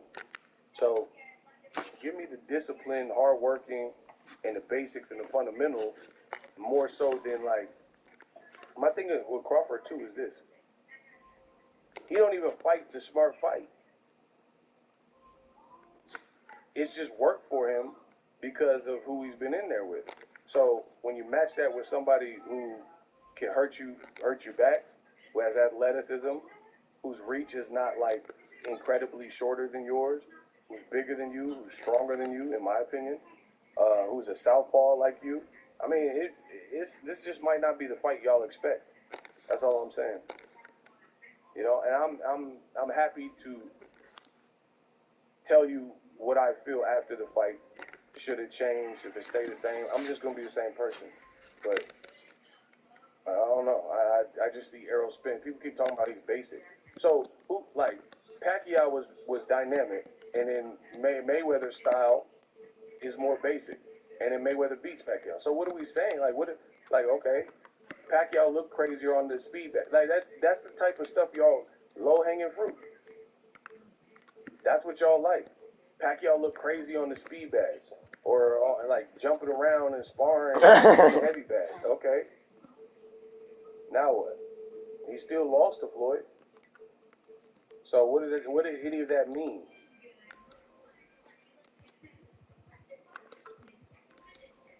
That's what I'm saying. I don't see why people get overly hyped with that. And if you really watch boxing, you would know that doesn't always play out with just being dynamic. Like give me the disciplined fighter who's fundamentally sound and locked and is durable, Give me that over the person who's athletically highly gifted, has some skill, but ring IQ-wise makes a lot of mistakes. Bro, Crawford is like an advanced Ryan Garcia.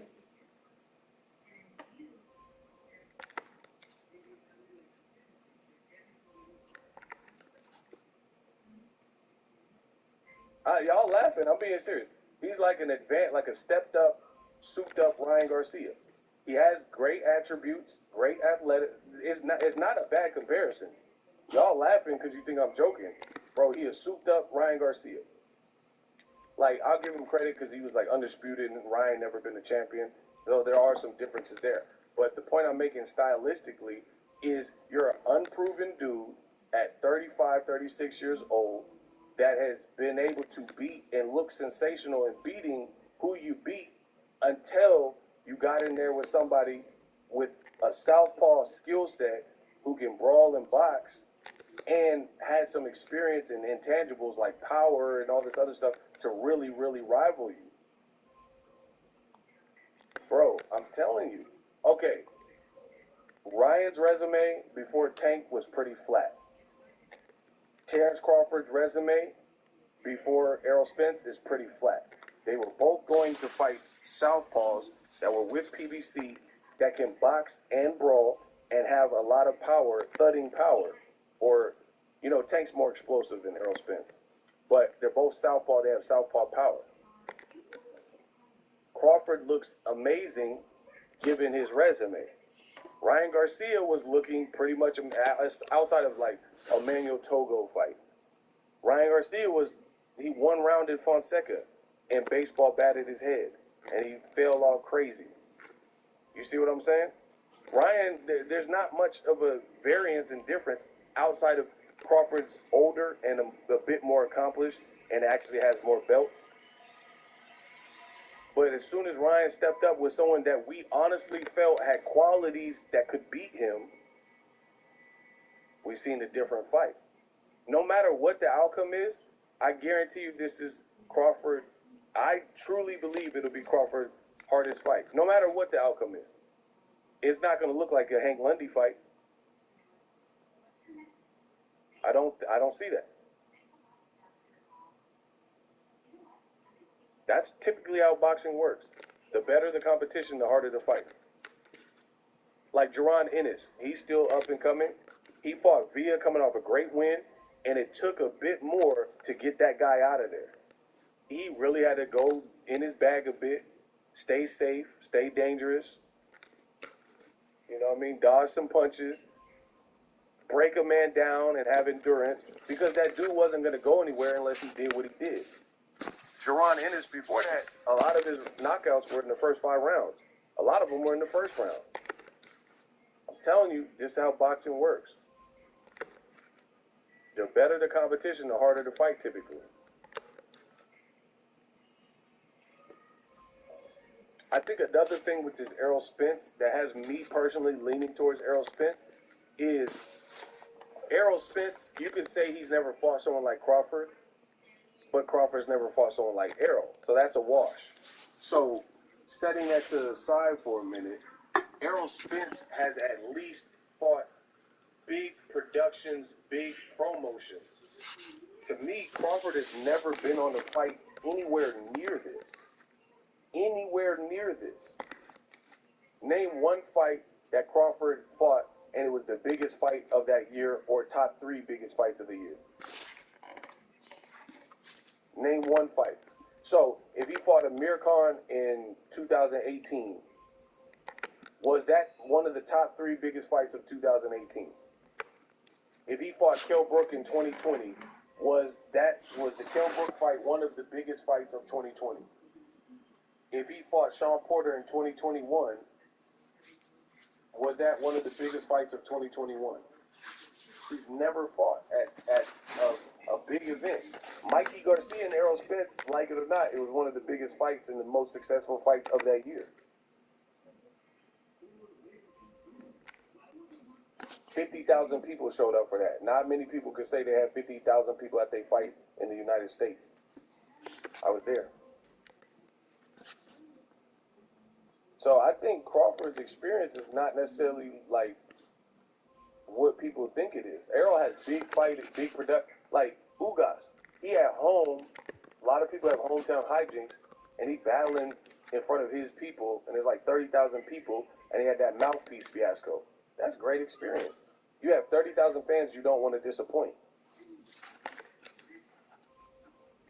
Listen, we got a $2 Cash App. Appreciate you. Gavin again, he says, I can't see my comments in the chat. Can you fix it, please? I can't. You have to DM me on Instagram. Boxing Eagle 1. Kamal Davis sent $5 in the Cash App. We need Ego back in the field, but for now, just cook him. Ask and you shall receive. The game needs me. So I just feel like Errol's been involved in like big fight productions.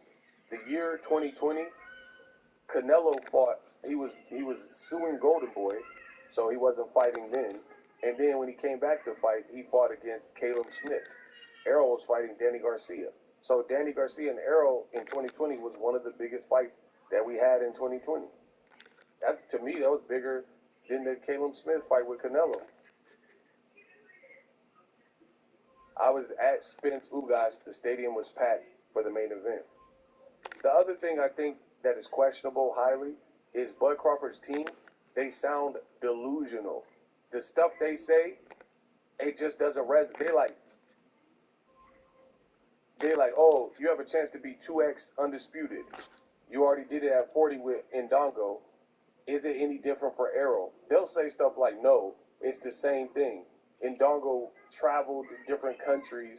Bro, you're not going to convince me that Ndongo is of the same quality as Errol Spence per capita, per division. It's just not going to happen. If you believe that Julius Ndongo was as proven or is of the quality of Errol Spence, unsubscribe to me right now. We'll never see eye to eye because that's just stupid. That's pure stupidity, bro. His best wins were Troyanovsky, who the is that? Just some guy that happened to be ranked from Russia, and Ricky Burns after Bud had already beat Ricky Burns. That's not a good resume, bro. This is the top-ranked clever matchmaking, people. They put you in with like fighters, and then if you're not so inclined, it don't even sound like a bad matchup until you look at all the facts. Like Charles Martin and Jared Anderson. When you start breaking it down, it's like, damn, Charles Martin literally told you he had 11 days to train for the fight. So he didn't even get a full camp. So again, you're like, oh, Charles Martin, that's a good name. But he still gave a tough fight, but he didn't even have a full camp. Or like Lomachenko and Nicholas Walters. When you start whittling down and like knowing boxing and knowing where these guys, Nicholas Walters was big as hell in his off season, and he had been on a long layoff coming off a draw from Jason Sosa, and he hadn't fought in a year by the time he fought Lomachenko. So Lomachenko stops him, and everyone's like, oh, he stopped Nicholas Walters. Yeah, but they starved him from fights, and then they made Lomachenko. Lomachenko was active fighting Rocky Martinez or somebody and doing backflips. You kept Nicholas Walters out the ring, didn't give him no fights. That's why he quit in the fight. This is like the top-ranked like matchmaking style. They'll just like Pedraza literally will move up. Like when Tank fought Pedraza, nobody liked Pedraza. They say that's a weak win for Tank, and he was a champion. Then Top Rank gets Pedraza. He'll move up and fight like two unheard of commodities, and then he'll fight like Ray Beltran, and now it's all of a sudden he's this quality champion from Top Rank for Lomachenko. Like, come on, bro. Like, I'm not falling for that. I know who's approved. Errol Spence fought 3 champions, 3 styles, 3 circumstances, had disadvantages, and beat those 3 champions. Disadvantages, he fought former champion Danny Garcia coming off the car wreck. Disadvantage for Ugas, he was coming off detached retina, and Ugas was coming off the best career win of his whole career, Pacquiao. Disadvantages with Kell Brook, he fought in front of 30,000 UK guys in Kell Brook's backyard, right? Disadvantage with like Mikey Garcia fights. People sometimes struggle at home, and they fight at home, and they end up losing to a guy because they're trying to look too nice at home, and then they make a mistake. He fought a lot of these fights at home where he could have looked bad, you know what I mean, in the Ugas fight or the Mikey fight, fighting at home, trying to impress the crowd. And he didn't. $1 Trillion Dreams, appreciate you. If Bud beats EJ, will you give him credit? I mean, you guys ask the dumbest questions known to man. Or will there be other narratives to discredit his career? Who did Spence beat that Bud? You just wasting your money, bro. I like EJ, by the way. I'm just picking Bud to win. Bro, the Bud Buddies, have you no shame? Like, you guys have no shame. You have no shame. Instead of proving me wrong, listen, this is very simple. Instead of proving me wrong and talking up Bud's resume, you ask the king of boxing talk, Ego, stupid stuff. Like, hey, will you give him credit if he wins? I have never not given him credit for a good win.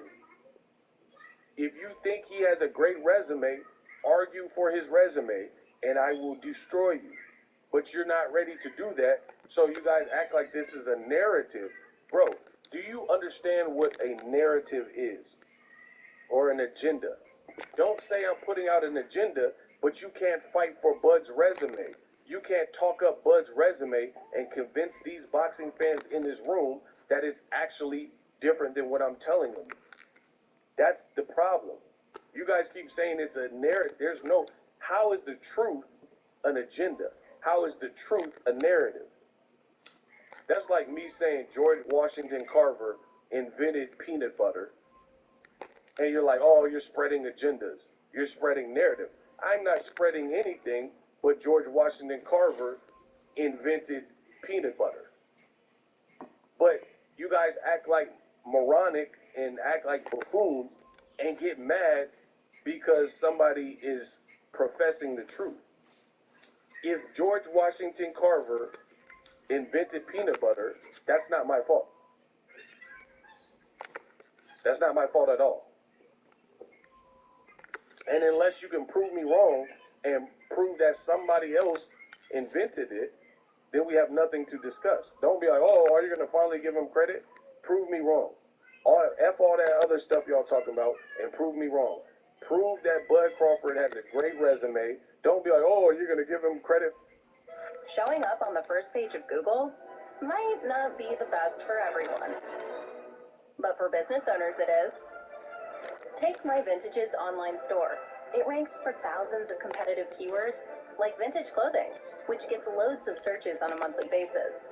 And 80% of that traffic goes to their site. They also rank for over 1,000 images on Google. All of this drives tons of organic traffic every single month, leading to incredible organic growth year over year and a lot more sales. For those who want to be seen, Wix.com/SEO. It's not a me thing. It's not an issue of me having an agenda and this like propaganda against Bud.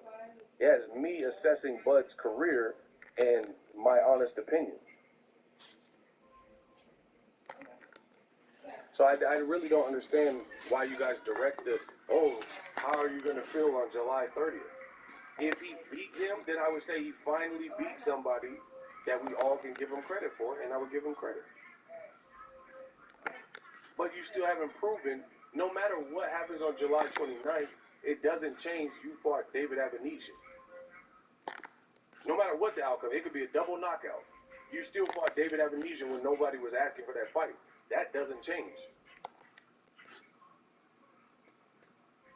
That's like you went to prison for 7 years, and then you get out, and then you're working a nice job.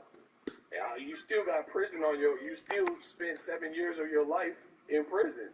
Like, it don't change because now you working a job. Like, this is, bro, y'all got to give me some people with some intelligence. I can't deal with it unless they got intelligence. Listen, I'm the king of analogies. I'm going to run that back. If you committed a crime and you went to prison for 7 years, got out, then you got a nice corporate job, it doesn't change the fact that that's on your background check. You went to prison for embezzlement for 7 years. You went to prison for robbery or whatever you went to prison for 7 years. Just because you get out and straighten your life doesn't change what happened. No matter what happens July 29th, Bud's resume only improves from that point on if he's victorious or whatever. Doesn't change that you fought undersized people. Doesn't change that you fought people we didn't want to see you fight. Doesn't change that you didn't fight none of these PBC fighters when they were relevant and champion. None of that changes. Your starting point at age 35, 36 is Errol Spence. $1 trillion dreams. EJ has a better resume overall, so you're admitting what I'm saying is true. Man, you're not looking too good, bro. Because PBC had all the fighters, i.e. more important opportunities. All I'm saying is Bud could beat all those guys. Bro, all you're saying is a bunch of horse shit. Like, you're saying stuff.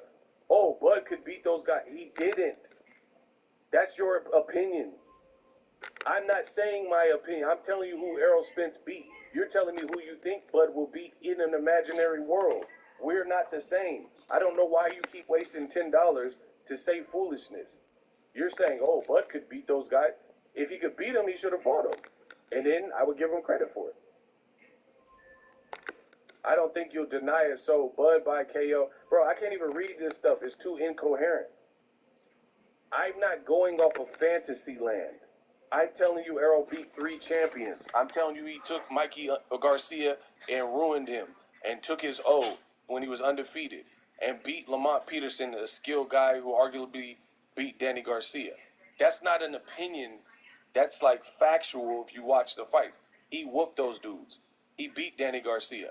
I don't have to say, oh, but if Errol Spence, went to school with Elon Musk, he would have $1 billion too. Like, he didn't go to, none of that happened. So why would I spend an iota of my time, and my time is money, on some mythical world that you just created? This is the Bud Buddies' number one problem. They are delusional. You're creating this James Cameron Avatar type of world where certain things that never took place, this make-believe world, these things didn't happen.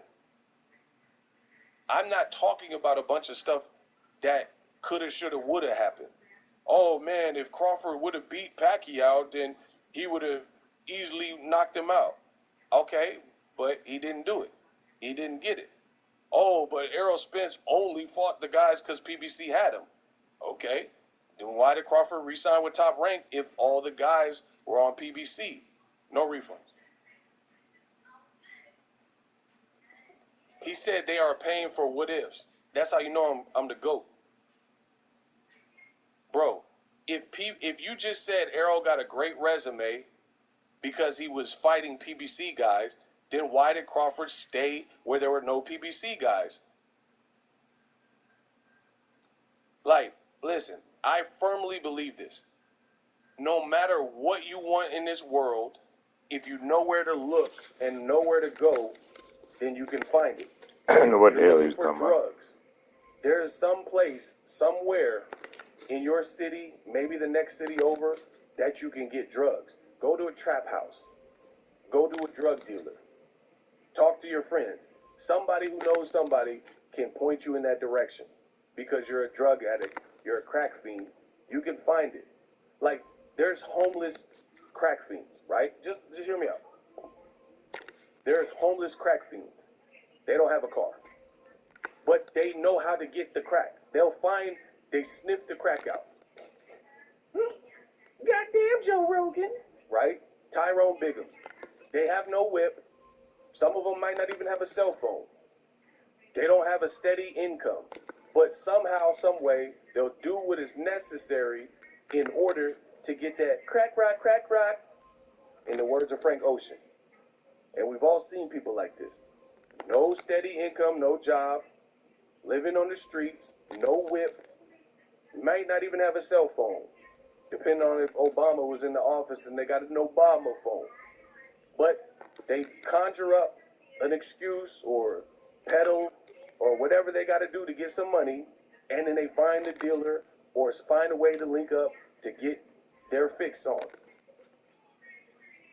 It's that simple. If you're looking for trouble, you go to the right place, you go to the hood, you go to a bar, you can find it. Somebody's going to be like, I'm your Huckleberry. Now he's back again. I'll be in the chat July 29th, win or lose. I mean, you can be wherever, win or lose. You losing right now with your argument. See, I understand it now. Like, the Bud Buddies are emotional. They're emotional. It don't matter how much sense I make, they live in a fantasy land. They like, oh, Bud would have whooped Hercules. He didn't fight Hercules, though. Do you understand how stupid that sounds? To say Bud will whoop the Goliath. But if he'll whoop Goliath, why is he fighting David Evanesian?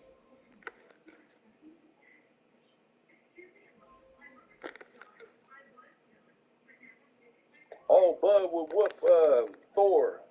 Why is he fighting David Evanesian?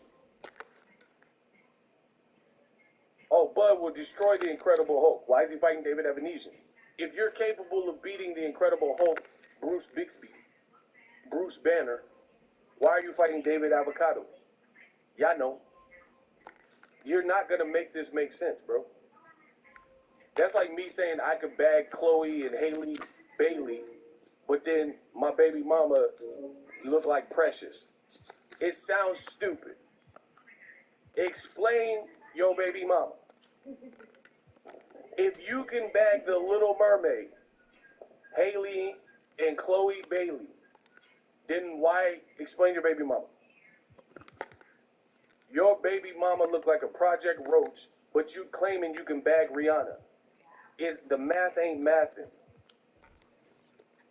Why does your girl look like a Project Roach when the lights get cut on if you're capable of bagging Rihanna and Chloe Bailey and Haley Bailey and all these, Halle Berry, whoever's fine, Kim Kardashian, whoever, Selma Hayek, like, okay, if you're capable of pulling Selma Hayek, then why are you with Selma Hyena?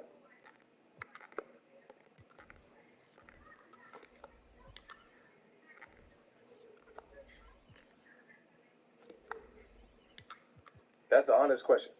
If you're capable of pulling Selma Hayek from Desperado, from dusk till dawn, and you say she wants to have with you from dusk till dawn and get it on, then if you can get Selma Hayek, you're not going to be walking to the party with Selma Hyena. And she's sniggling and snickering and stuff because she's a hyena. This doesn't make sense. You guys are saying I'm stupid and I don't know what I'm talking about, but you guys are giving Bud credit for mythical wins. Oh, Bud will beat God. Okay, let me see it then. If he could beat God, why is he fighting David Avocado? I would much prefer the first matchup. Michael Dangerfield. Yeah, these haters in the Dangerfield. Like Rodney, they in the Dangerfield. No respect. Yeah, I'm treating them with no respect. I'm the new Rodney Dangerfield. Listen, I said the haters in danger still. Shout out to the $5 super chat from Michael Dangerfield. I'm giving them no respect. That's Rodney Dangerfield. Oh my gosh, bro. I promise you, I'm the best doing it. He said the Bud Buddies come to other people's channel demanding credit for another grown man is weird AF. Facts. Shout out to Scotty Carlito. He said Bud was the biggest fish in the fish tank. Ooh, I like that.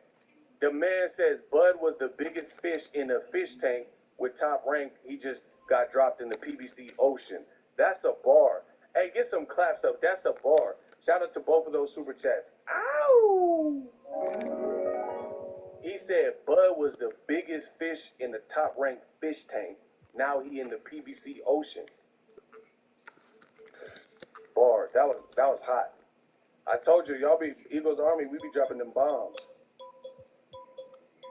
So imagine guys saying Ego don't know what he talking about, but then they make fictitious fake wins for Bud and then give him credit for it. That's like giving an actor credit and saying they deserve an Oscar for a movie role that they turned down.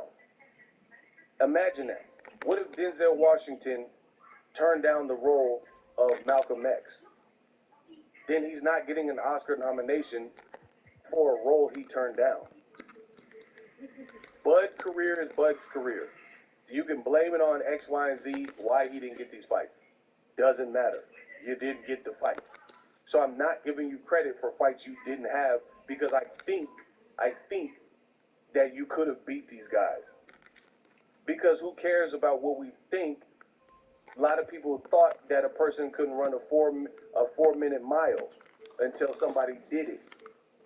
Nelson Mandela got a great quote where he says he says something like impossible is always impossible until someone does it. So who cares what people think? People thought going to the moon was asinine and couldn't be accomplished. And guess what? They sent people to the moon. So don't tell me what you think. I don't care what you think. What you think. Oh, Bud would have beat it. I don't care what you think he would have done. He didn't do it.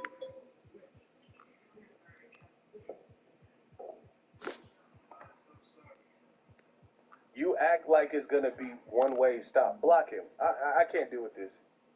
This man's name is Yasun Israel. And you're not even keeping it real. How is your last name Israel, but you're not real? Get him out of here. He says you act like it's going to be one-way traffic or something. Stop it. I got to stop it for things that I never said that you said. I'm telling you, the blood buddies are striking out, and it's not even funny. Like, they look bad. He tells me to stop it for something I never said. I never said it's going to be one-way traffic. I never said that at all. So why would I have to stop it to something that you just made up? Ego's in the Matrix. Bro, they telling me to stop it for things that I never even said. That they made up. Damn, I'm good.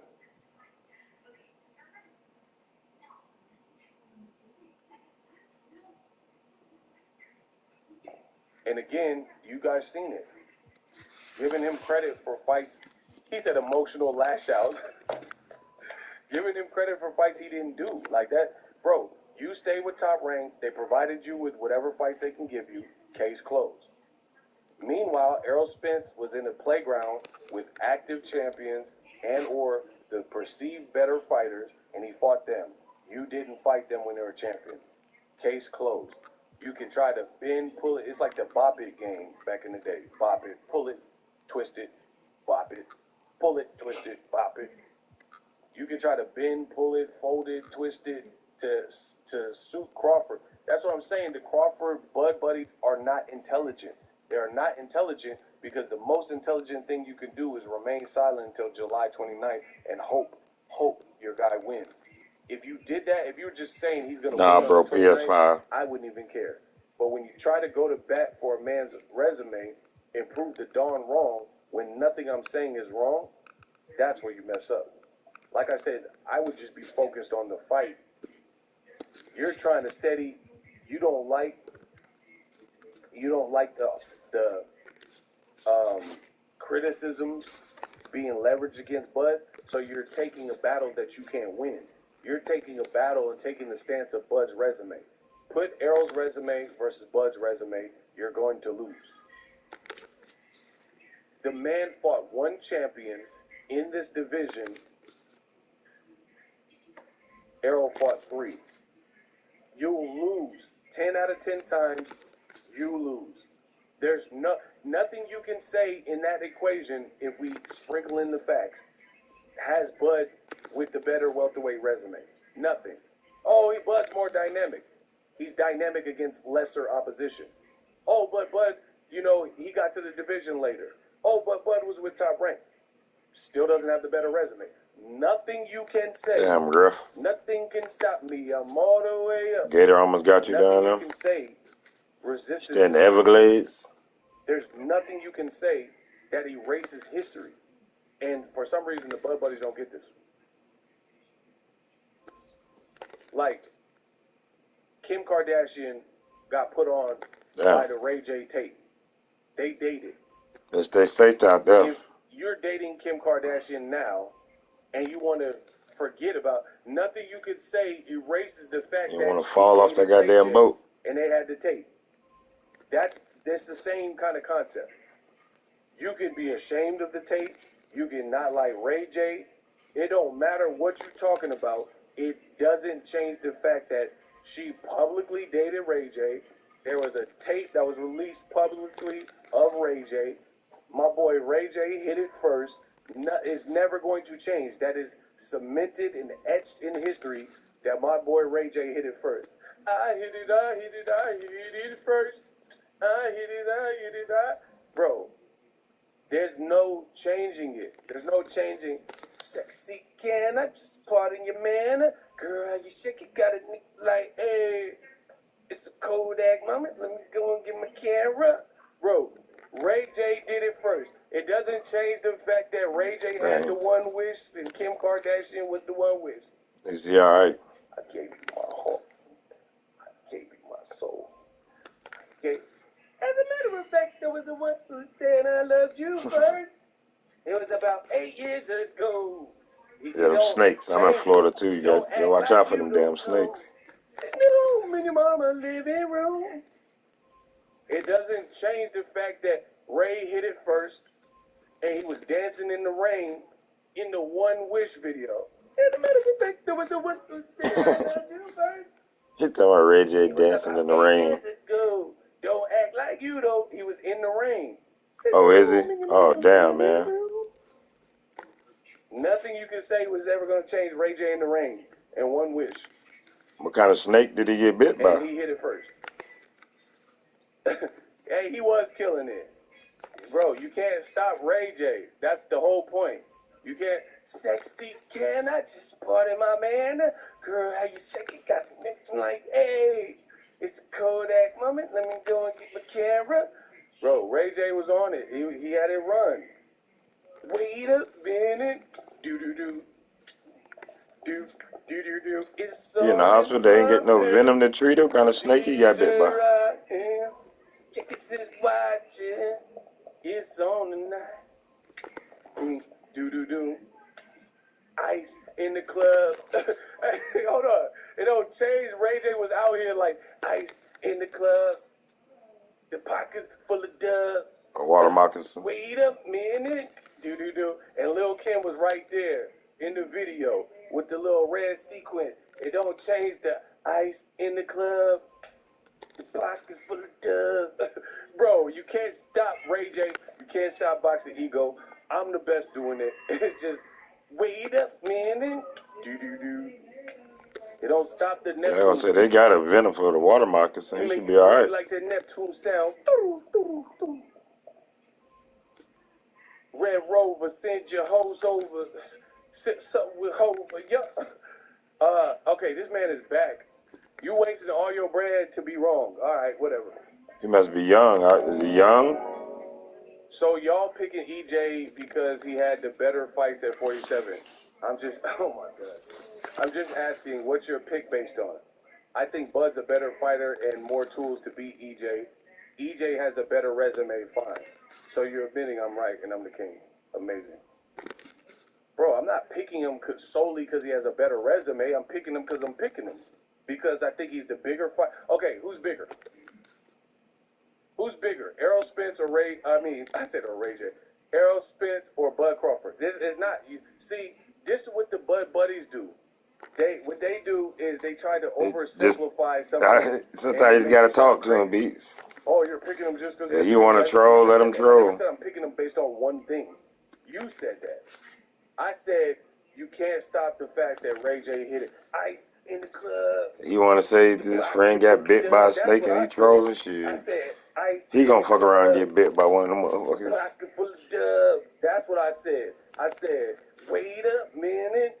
Do. Ice in the club. Can you do that to the Beach Boys? Can you do that to the Beach Boys? Hell nah. That's what I said. Karma is real, man. You ain't Ray J with it.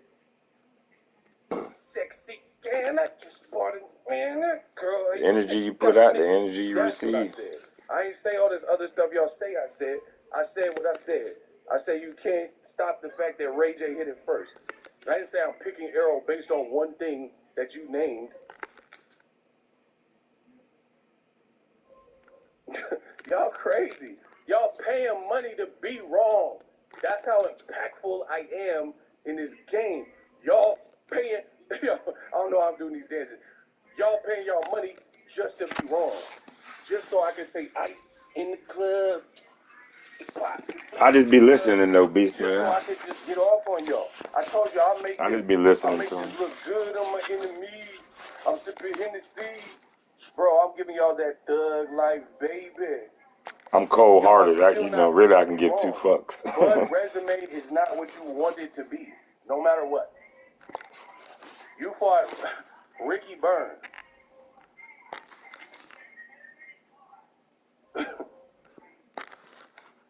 Ricky Burns, bro. What am I gonna do with some Ricky Burns? Nobody in this chat said nothing about Ricky Burns since Bud fought him. Correct me if I'm lying. What can I do with a Ricky Burns? Ndongo. What can I do with Ndongo? Ndongo. That fight gotta be next week. I can't wait to watch that damn fight. When is that fight? What is the day?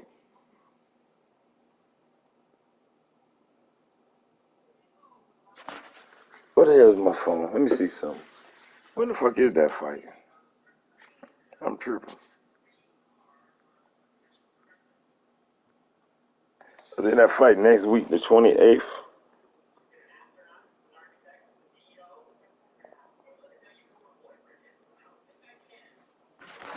I ain't hitting shit on these motherfucking hero pills either.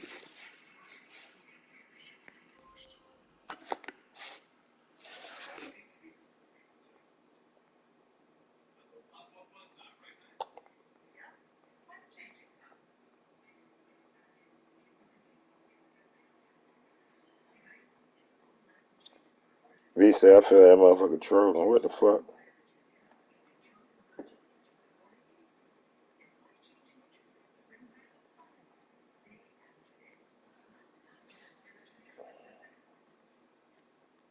My phone stuck or something on this shit?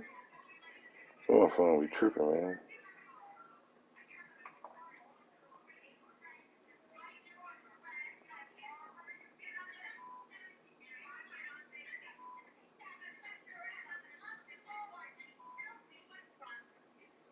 Earl Spence versus Terrence Crawford.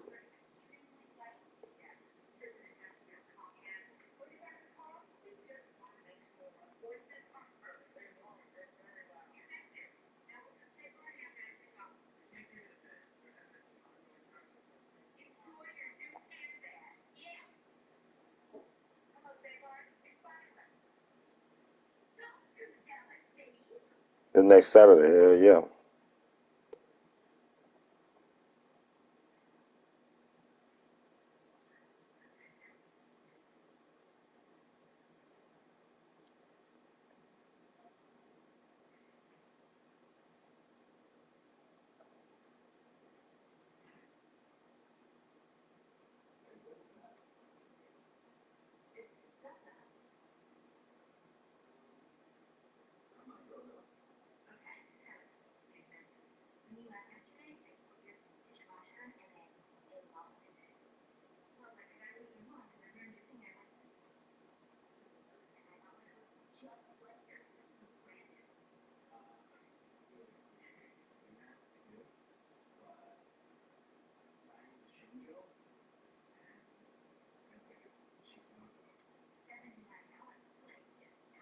Okay.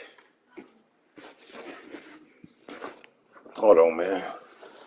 That's what ain't shit to watch. Is Jay Grimes ain't sniping? Yeah, Jay Grimes sniping. what Jay Grimes talking about.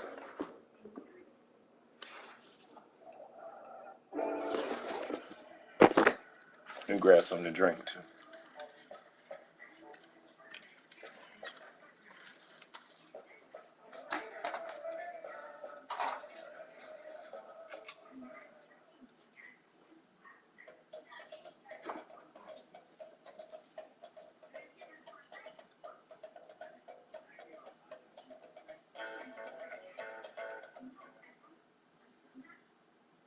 I ain't gotta do nothing about tweets, bro. Make you classic, bro.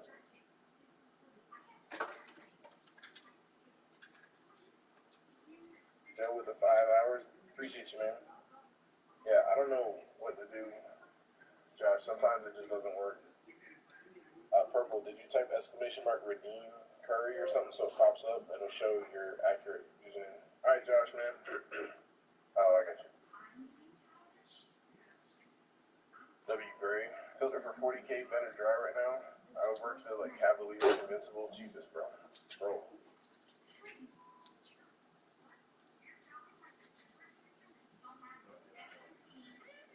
I thought the Jamal redeeming Curry. Taco time. There we go. Purple's gonna redeem something, hopefully. Yes, Everett, you can. Type ! TT. I'll look at it after stream, bro. Alright, let's see what this pops up on stream. It says at purple. What does it say? Just purple, bro. Streamlabs is weird, bro. Streamlabs is weird. Think Endgame a new coming? No, I do not, bro. Don't think so. Maybe the way 2K being greedy like that, you know, but I'm yeah, man, I wouldn't be surprised if this is our last drop, bro.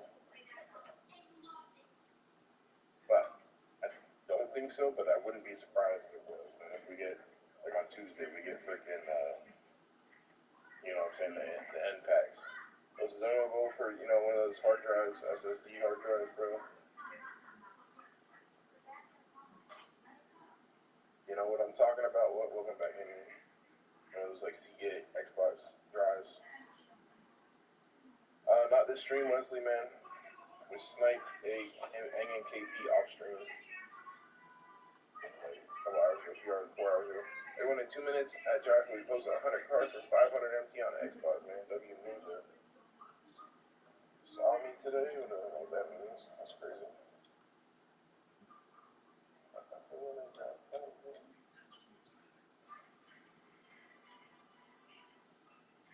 Definitely getting super packed soon. Yeah, what would you say is the best filter for 5,000 and cheaper? Small forward, dark matter, Pacers, 5K max buyout, or just do endgame 3.2K max buyout. 944. Alright, I'm gonna get on the filter, man. Almost 4 hours. What endgames are buyouts? Just D Wade and JR, I guess. JR and D Wade are the only buyouts. You're telling me? You mean Larry's a buyout? No, he'll sell real quick. Can you move it to 950? Bro, what endgames are buyouts? On PS, there's a bunch more that are buyouts, like Bird, Duncan, Jimmy, maybe. There's like 9. What's up, Mr. YouTube?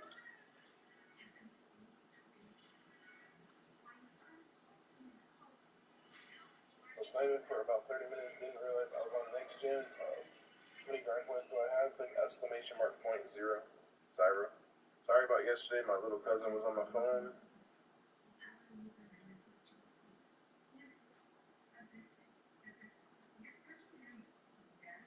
You probably got to do it now, Josh, man. He's unlimited. It started the 4th, which means it won't even be 5 minutes. It'll be later than that. I got you, 8. I'll take a look after stream, bro. Griffin, what's up, Griffin? Not now, but right now. Is someone doing snipes? Yeah, get on the 500 filter on Xbox. Josh is just throwing up 100 cards, man.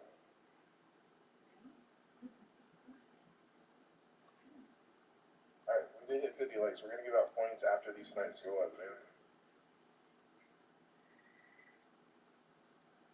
How do I get grind points? We give out a ton. We're about to give out 50,000 grind points here in just a second. spot, yow. The game is over, why not? Definitely. Tomorrow, why not, bro? Yeah, what have you sniped? Nothing yet this stream, bro. We sniped endgame KP off stream. We sniped endgame Braun earlier today. It's the only 2 snipes that are worth mentioning today.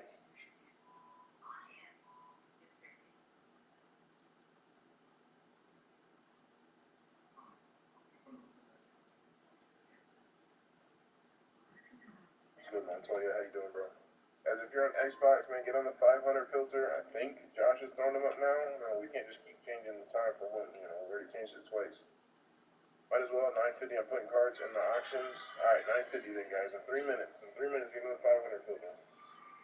We can't keep changing it. We can't keep changing it. I mean, you can do whatever you want, but like, it's just, everybody gets off the filter, you know what I'm saying? It's just crazy to keep changing it. I mean, he's got to put cards in anyways. It's fine, 950, but we just can't. Every time we change it, it's a whole big thing, you know what I'm saying?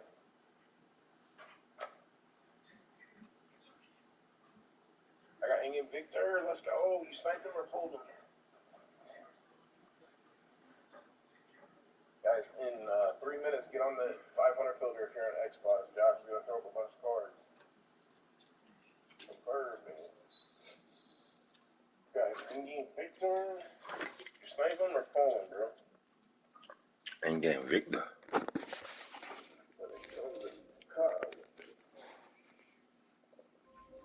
We ain't. You got Taco for 500, bro? What? That's crazy, bro.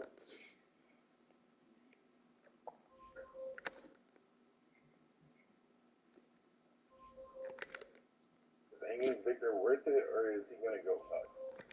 Is Ingham Victor worth it, or is he going to go up? That question doesn't make any sense to me. If he's going to go up, wouldn't you think that would mean that he's worth it? I mean, I don't know if he's, you mean down maybe? Down, I mean, I'm like, bro. I don't know if he'll go down. I don't know. Probably go down a little bit, but yo, Invincible's just as good. Yeah, how much is the Invincible on PS Classic? Is Endgame LeBron scroll dry? Just hardscope and Endgame Braun? Probably. Wait like 2-3 weeks. 1 minute, folks, says Josh. 1 minute, guys. Get on the 500 filter if you're on Xbox, man. Josh is going to throw up 100 cards. AT up to 130. That's what mine sold for, 130. I think Invincible 1B is better because Invincible has an actual shot. Yeah, that's what I was saying yesterday. That I'm on Xbox. Oh, you're on Xbox Custom. I'm at 540 games, 17 minutes left. Yeah, I figured it'd be similar pricing.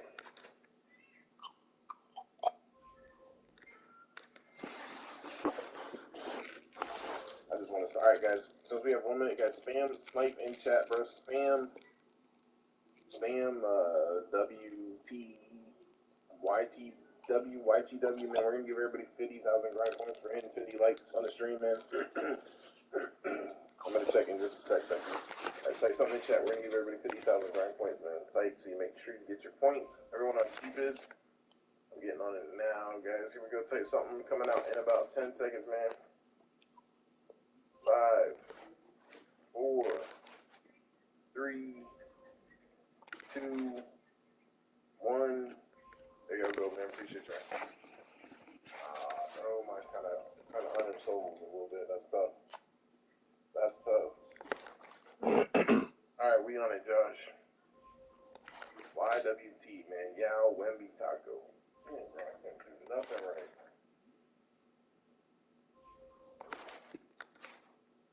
On PS, tough. Guys, if you're on Xbox, man, get on the 500 filter. Josh is about to throw up 100 snipes in 3 seconds. What's good, Maui? How you doing, bro? I just got a Bobo on here. Enable. Let's go, ZX, bro. Congrats, man. How much does he sell for now? Right up on top. I just... Dang, bro. Those pop up quick. Bro, ain't no way these are... Bro, who the...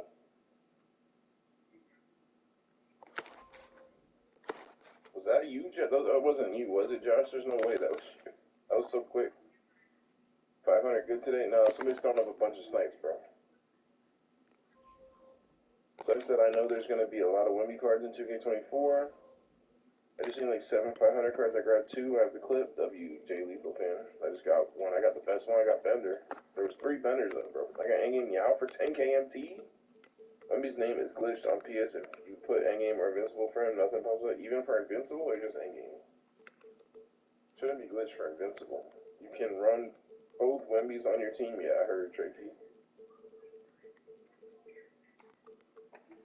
Those are the ones I missed. Just Endgame. Luke 2K. I sent AM Wemby for 500 and I got Taco for 100k. That's crazy, Luke. That is crazy, bro. Are you on PC, Luke? Or what console you on?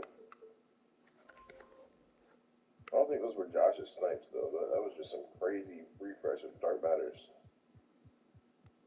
Before, let's go. Luke, that's insane. I saw them a minute in. What the heck?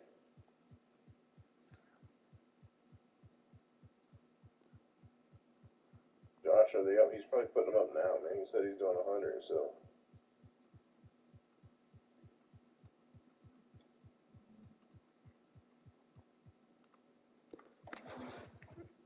First batch is up. Apparently 500 filter is hot, I guess, man. This is about the time where the 500 filter heats up and people just quit in the game, bro. You saw a lot. Missed all at 30 seconds. Favorite card this 2K. All those DM were not. I knew they weren't yours, bro. That was crazy, bro. Got 0. Saw. Is Invincible Tim Thomas a top 5 point guard? I don't know, bro. I'm not sure. Does he even play the point guard? Does Tim Thomas play the point? I see nothing. Saying got 2. Except that crazy refresh for facts, bro. Tim Thomas is goated, but he don't play the point guard. Yeah, that's what I thought. How much is Endgame Braun? I sold one for like 211 today. Yes, I sniped a Victor Invincible. Let's go, man.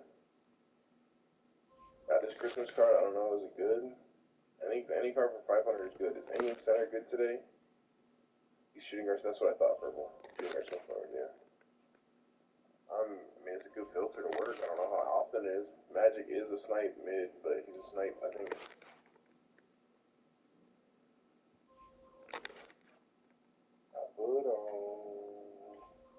Are they all gone? Are they all done?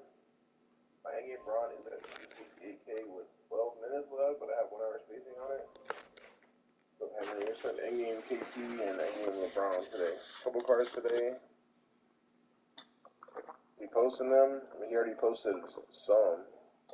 I don't know if are you posting up more, John? I'm guessing he's getting ready to post the next one. Where's the second batch? Probably right now. He's probably getting them out of his collection right now. I'm one-handed, bro. Man, come on. As soon as I went to pick up my drink.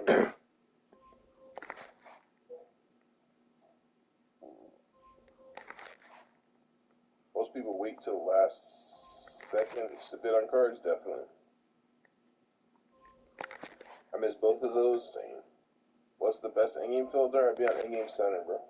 Or Endgame Enable if you can afford it, obviously. Except Enable, yeah. Endgame Center. Or Endgame Southwest is good. You see Wemby and Yao. It's like a T, Jones. Anyone want to run co-op? Got Ruby. Forgot to put Diamond Shoe on.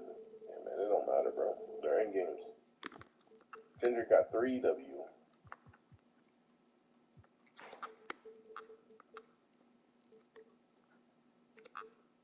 I have 4 mil, but my bro don't want to. Got you. I work Endgame Central. Endgame Central. Endgame Center. Man, I seen nothing. Same, bro. Same. 100 cards, and I seen none of them, bro. I seen. That was the craziest refresh I've ever seen on the 500 filter, though. Well, all those, bro. Who threw up like 4 benders for 500, bro? At least I got a bender. At least I got a bender, bro. This will be better than Endgame Wemby. I can believe that. I had my opportunity, but let it slip. My palm just sweat. Alright, second batch coming now. Alright, guys, stay in the 500 filter. Here it comes, man.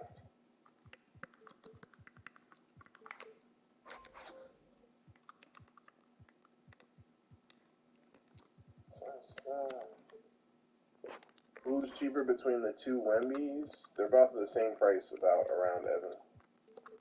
What's good, Carter? How you doing, bro? Welcome to the stream, man. You're on the 500 filter if you guys are on Xbox, man. Josh is throwing about 50 just cards. 50 cards for 500. I put on.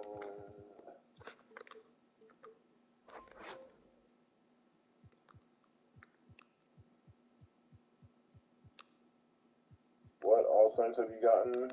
Nothing yet this stream, Brady. I mean, we sniped a Bender for 500. Earlier off stream, I sniped the endgame KP and a endgame LeBron in the morning stream. I have the endgame Wemby, but I think I want to get the invincible one to test him. W. This power forward T-Mac to Pink Diamond T-Mac. What endgame centers are?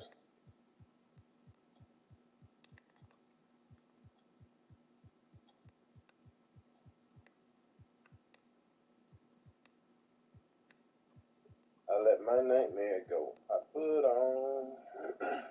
What endgame centers are snipes on PS? I don't know about on PS, bro. Sorry.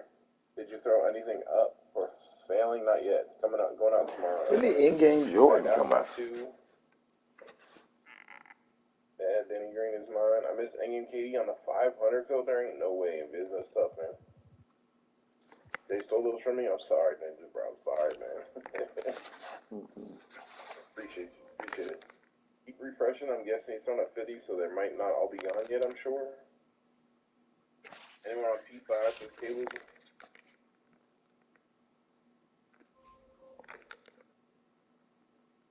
I have the endgame William, but I think I want to get the invincible one to test him.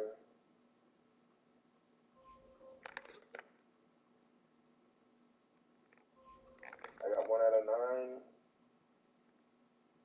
What's good, John? How you?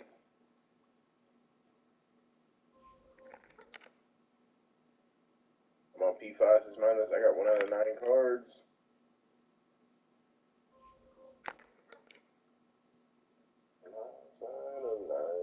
Shout out to 118 guys. Hit the stream at 75 likes. We'll give everybody 75,000 grind points. And is that all gone, Josh? Let me know when they're all gone so I can get off this filter. It's on my Bender. I saw 0 from the second badge. I saw none from the first badge, so it was all good. I'm missing all since 2K Speedy. 2 Speedy. Alright, all up now? They're all up now. Now I'm missing everything. By the way, I'm gonna throw a step. I'm gonna throw a way. Some moment in the wood, let me play outside. There is an endgame D-Wade selling for 50K? Well, buy it, bro. Buy it. That's a snipe. I missed every single one. No. My man says now I have no sound, bro. Welcome back, Hunter. I just got like 20 W to read. But what price for DMs?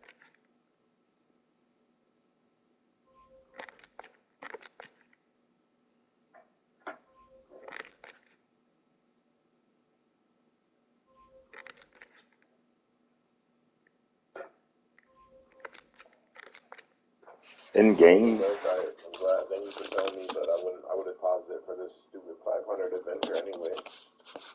I haven't seen a single card. Oh man, well we got some dark matters going up, so I got enough MC. I knew I was headed for the NFL for the playoff game. Shawty got hurt. I thought about my future at the end of the third.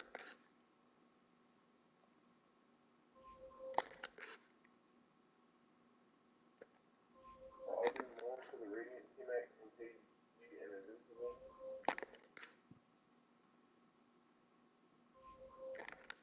Whatever you want to do, Josh, just let us know, man.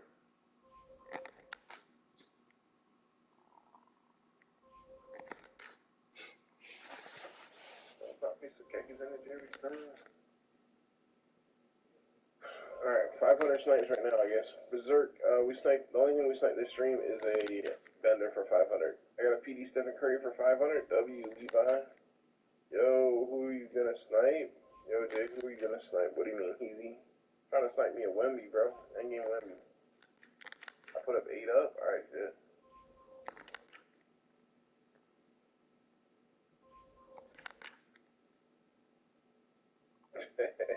Classic. That's all I listen to, man. Good song.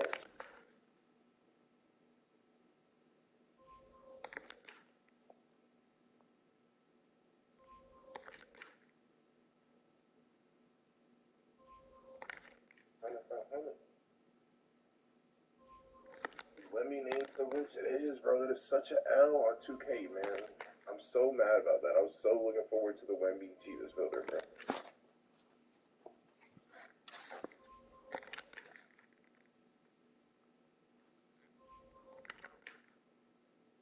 And apparently you can work like the 600 filter, CJ. I mean, I know like it's going crazy now because it's throwing up snipes, but I think a lot of other snipes have been popping up too that aren't from Josh's. It's like Kareem and Jokic earlier. W, Tony. Yeah, I missed a Kareem earlier on Xbox. Should I sell all my 3.5K DM pickups and buy packs? Should I sell all my 3.5 DM pickups and buy packs? I mean, if you want. Would you pick up Hollow Engin MJ for 100K? Yes, Berserk. He goes first. He still sells. I mean, if you have a lot of MC.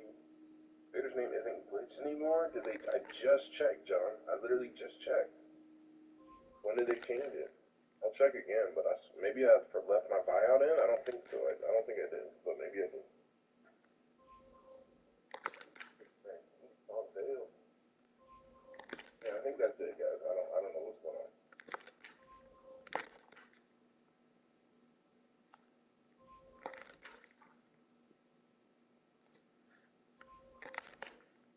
Yeah, it's glitched, man. It's still glitched. Should I put my Engin Michael because I feel like it's gonna become a buyout? I mean, if you want, bro. But I would just put it. But yeah, okay. So yeah, you can put them up. LJ, do you know how to fix a broken filter? What do you mean, Mayor?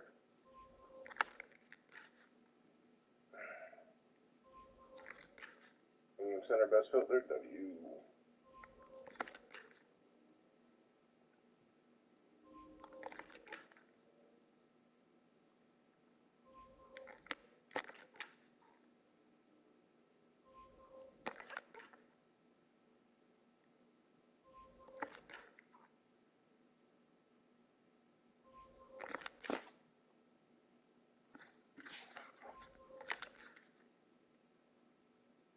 I would, actual G. That's what Wemby's selling right now. If you want to buy him on PS, says Evan. Like up the stream, facts, Carter. I didn't know you meant Endgame, sorry. Oh, you good, John. You good, you good.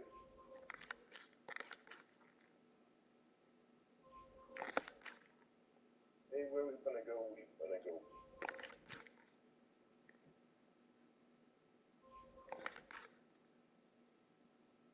That was L me. Next year, 2K better fix how your best 3 cards show for collection need to be more accurate. Shaking my head.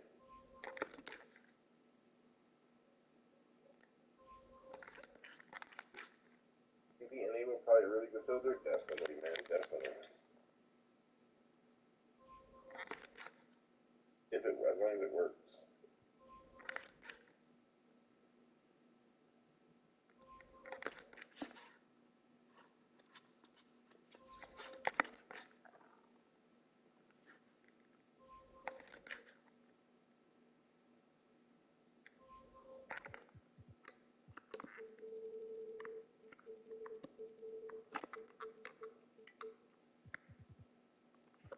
Last time aiming for 600, I'm gonna go crazy. Facts, bro. We're gonna do one at a time. All right, I'm back. My mom called me. All right, what? Oh, so do you throw the Dark Matters up or what? Doing something real quick.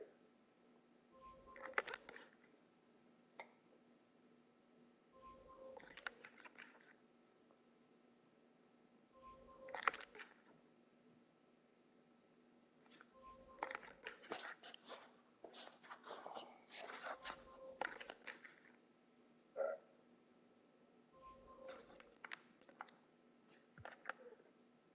600. Invincible Edwards.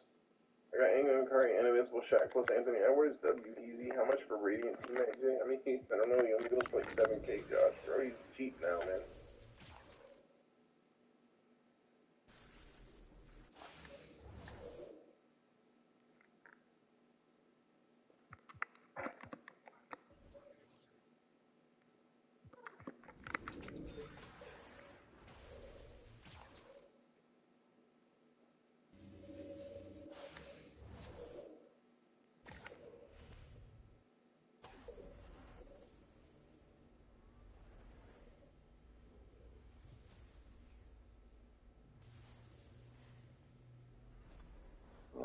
shit.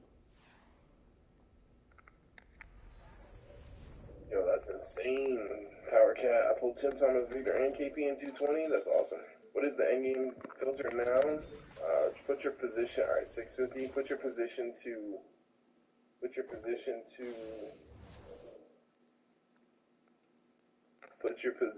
center and your theme to endgame and your minimum bout to 500. Jay, do you play any NBA IRL? No, not anymore, bro. Any NBA? You mean basketball? No. Not really. Apparently, he says he doesn't have any noise, bro. Any sound. What's up, Lucas? How you doing? I might put my Titans Yamming up for 5K just for fun. Hey, let me know. I'll get on the filter. My Indian Brown just sold for... Nah, bro, that's crazy. Lane big does, bro. At 10, bro, what?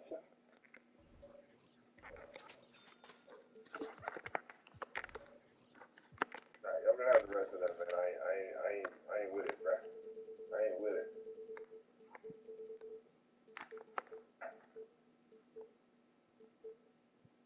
Good, man. Are you gonna throw up snipes? Also, I got Ricky Davis from the free pack. W. No snipes tonight, man. I could be in... Yo, could I be in a snipe video? What do you mean, Travis? If you get a snipe posted on my Twitter or in the Discord, could be in it.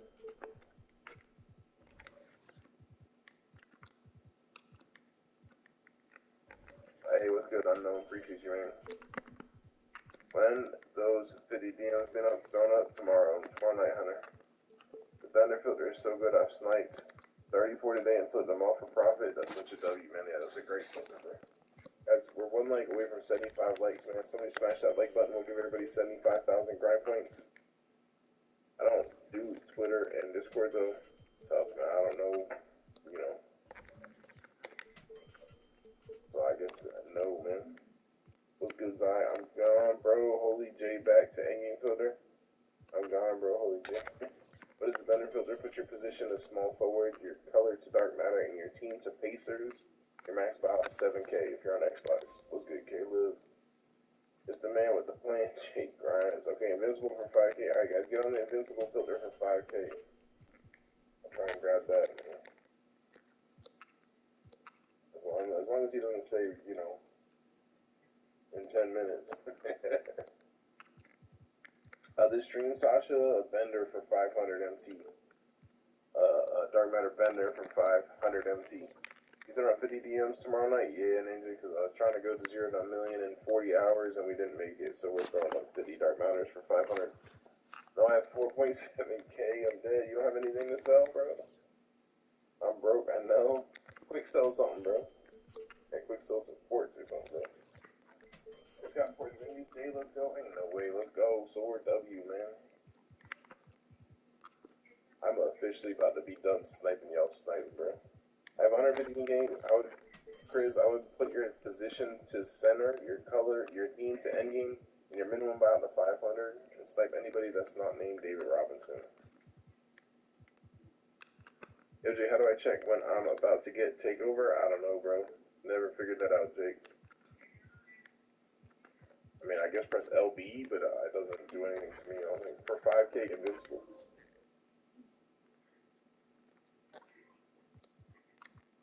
DM's up, what? What's going on, guys? I know Dark Matter. I don't know. He's tossing up an Invincible for 5K. Who is David Robinson just signed up for 100K? It's a center. What do you mean, bro? Yeah, he might. I mean, mine sold for 117K. I'm scared to redeem my MT because I shoot from my snipe. Should I wait till tomorrow? Maybe, Lane. I just got off that. I have mine stacked up for a thing. L1 or LB when you're on defense, and it'll show you how close you are. W, Chavs. Thank you.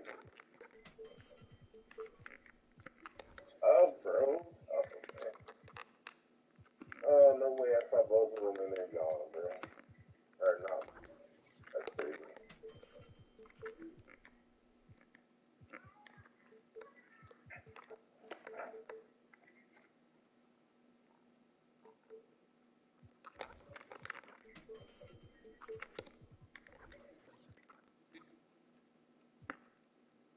Alright, let's redeem our MT, our KP, and our other endgames have sold, man. Our D-Rob only sold for 118. It's tough. Tatum's over 131. I'll take it. And our KP sold for 238. I feel like that's a little bit of an undersell, man. We are still about 150K MT short once we sell our enabled cars. So we're still getting back at it, man. Let's go.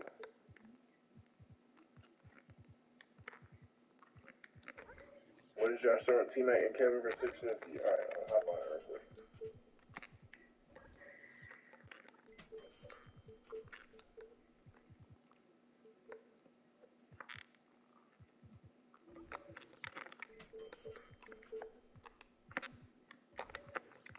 Probably the small forward, dark matter. Team Pacers, 7K max buyout PB. Lane, can I have 50K please? I want to work center aim or I want to do KP enable, please, Lane. Yo, crazy, bro. You're on current gen or anything? I'm on current gen. I sold Bill Russell for 6K. W Caleb.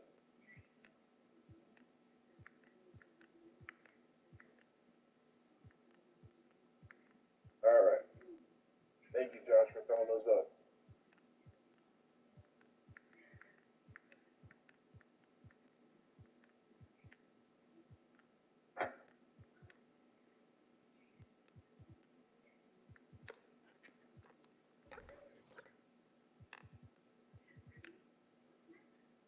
I think it's a W. If he goes for 85, that's a W. I'm mad late. What's good, Jack? How you doing, bro? Who's on very late here? Who's on very late here, says I. Not me. That boy Josh was true. Shout out to the 123 here, guys. Let's get the stream. Did I give you guys 75K yet? I don't think I did. Guys, spam YTW, man. YTW in the chat. We're going to give everybody 75,000 grind points. Gotta go, Jay. I'll tell you tomorrow what my Yao sold for underscore W, actually. YTW, man. YTW for Yao. Taco Wemby. We want to snipe any of them, man. Preferably Wemby. Coming out in about 10 seconds, guys. We're going to give everybody 75,000 grind points. Just sniped. Endgame, Jared Smith. Doing for only 100K each. Oh, God. Scripted. They're not sniped for that price, man. Alright, guys. Coming out in 5 seconds, man. 75,000 grind points. In 5, 4, 3, 2, 1.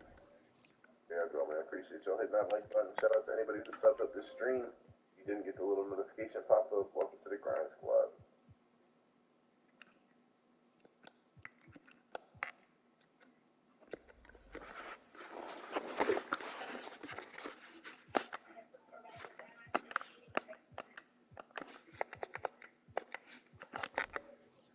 Earlier when I did a little bit of yamming filter off stream earlier. Bam Cam, why are we saying Bam Cam?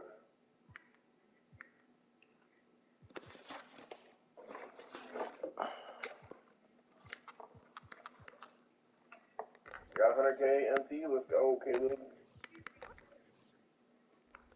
Filter feels so dry. Which filter I use? If I snipe a endgame, do I put him what? Do you happen to get any for 10, 11K Yao Mings or did not? Yo, welcome PS4 God. Shout out for redeeming Yao Ming. Every filter feels dry. It's tough, man. Game is over 8-ish, man. A lot of people already quit. It means filters dry up. NBA 2K, what about NBA 2K? Oh, you bought it on W, Caleb. Thank you. Hopefully you use code GRINDS. Appreciate it. I got 4 snipes in the last 2 hours. Yeah, that's crazy, man. Just got Jedi Survivor. W, Andy. How do you like it? Jay, my friend, want to wager you still in my team or stage. You want to take your money? Like, what is bro saying for real? Trying to get some easy money, bro, but crazy. W, Andy.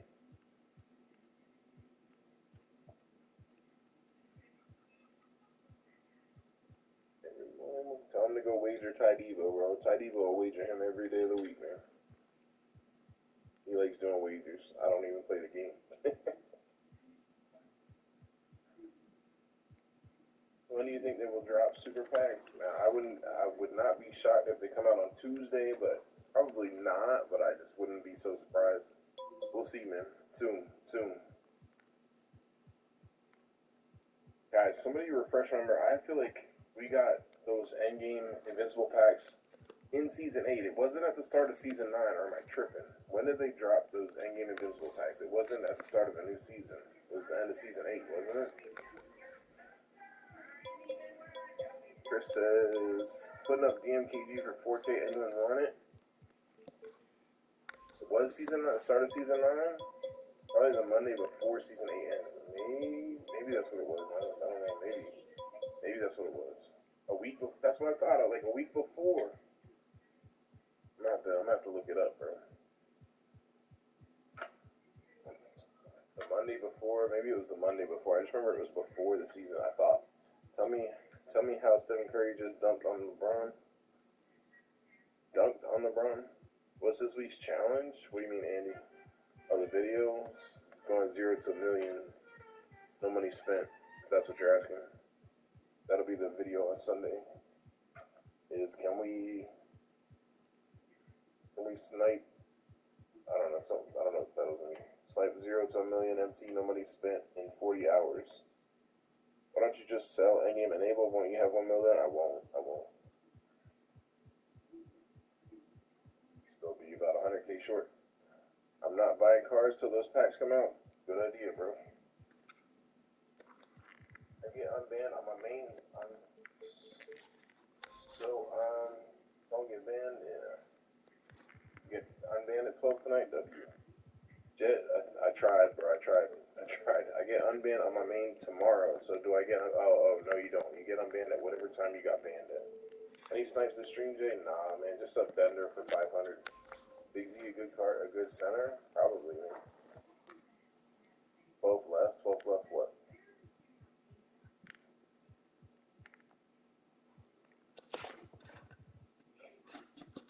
I'm not buying cards, so that's smart.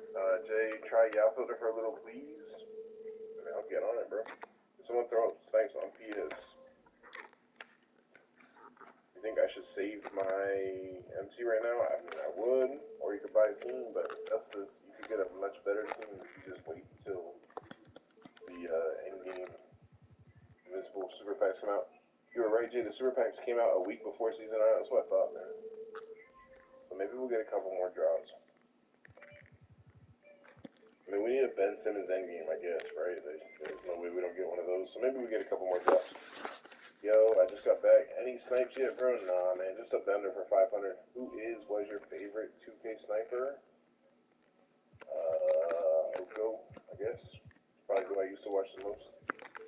Yo, Jay, I'm about to buy some MT. Your discount still work? It does, man.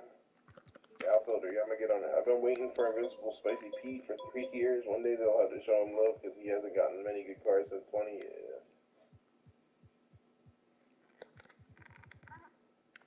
I want a 7-6 endgame point guard, bro. Crazy. Alright, we're gonna hop on the Yamin cheapest. See if it's popping off at all, bro.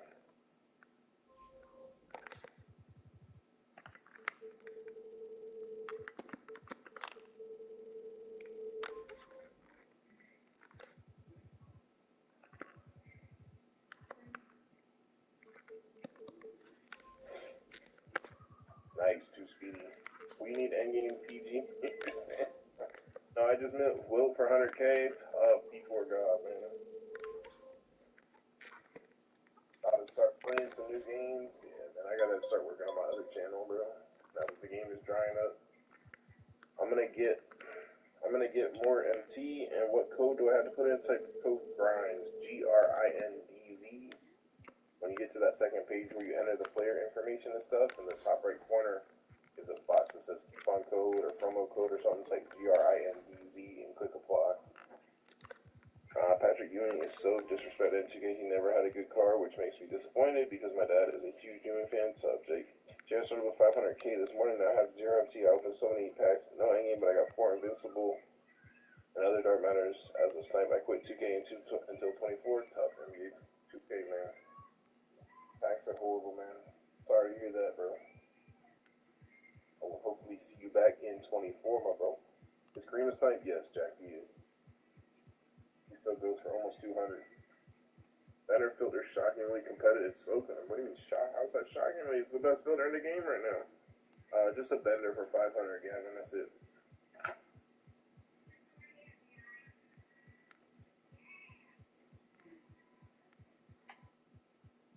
I will still be in the streams though. W2K Sniper. We need Angie Muncie Poke, bro. Poku wasn't.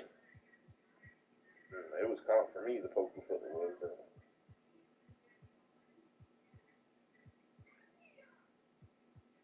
What?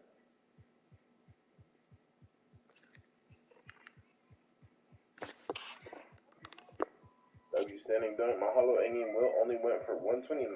That's tough, Jake.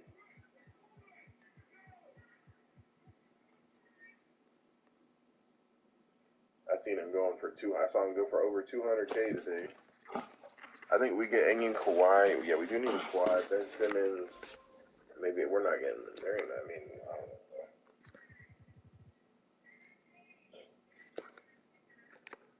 I don't think we'll be getting them in it, but maybe. They have been throwing, like, the fact that we got Engin Wemby means maybe there's a chance we get Engin Manu, but Mondium Engin center pass on D-Rob. Is that crazy? It's not crazy, bro. Good pass, man. Good pass. We need a Manu point guard, bro. Y'all are wild, bro. LaMelo, we do need an Engin Melo. So I guess we have a few more drops, man. Maybe 2 more drops. Depends on how much money they want, exactly. I'll probably get drops on Tuesday and then Friday. I ain't getting shit. 20 days, maybe we'll get 3. I don't know, man. Maybe we'll get 3 more drops. We'll see. Who knows, guys, man? But we do have a lot of cards that need end games that don't have it yet, so.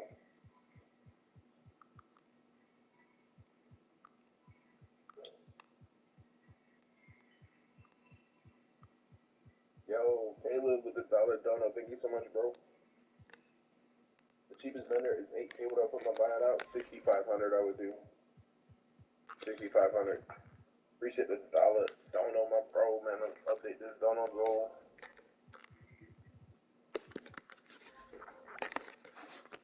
This 2K24 out of position Victor gonna be crazy, man. Alright. Yo, I'm gonna be back. I'm gonna make something to eat, W, man. I'm pretty hungry, bro. I'm about to get off this. Bro, at 300K MT and 75K VC, investing I put with 16-bit KP. I'm probably gonna stop playing until 24, bro. I probably would too after that. That's crazy.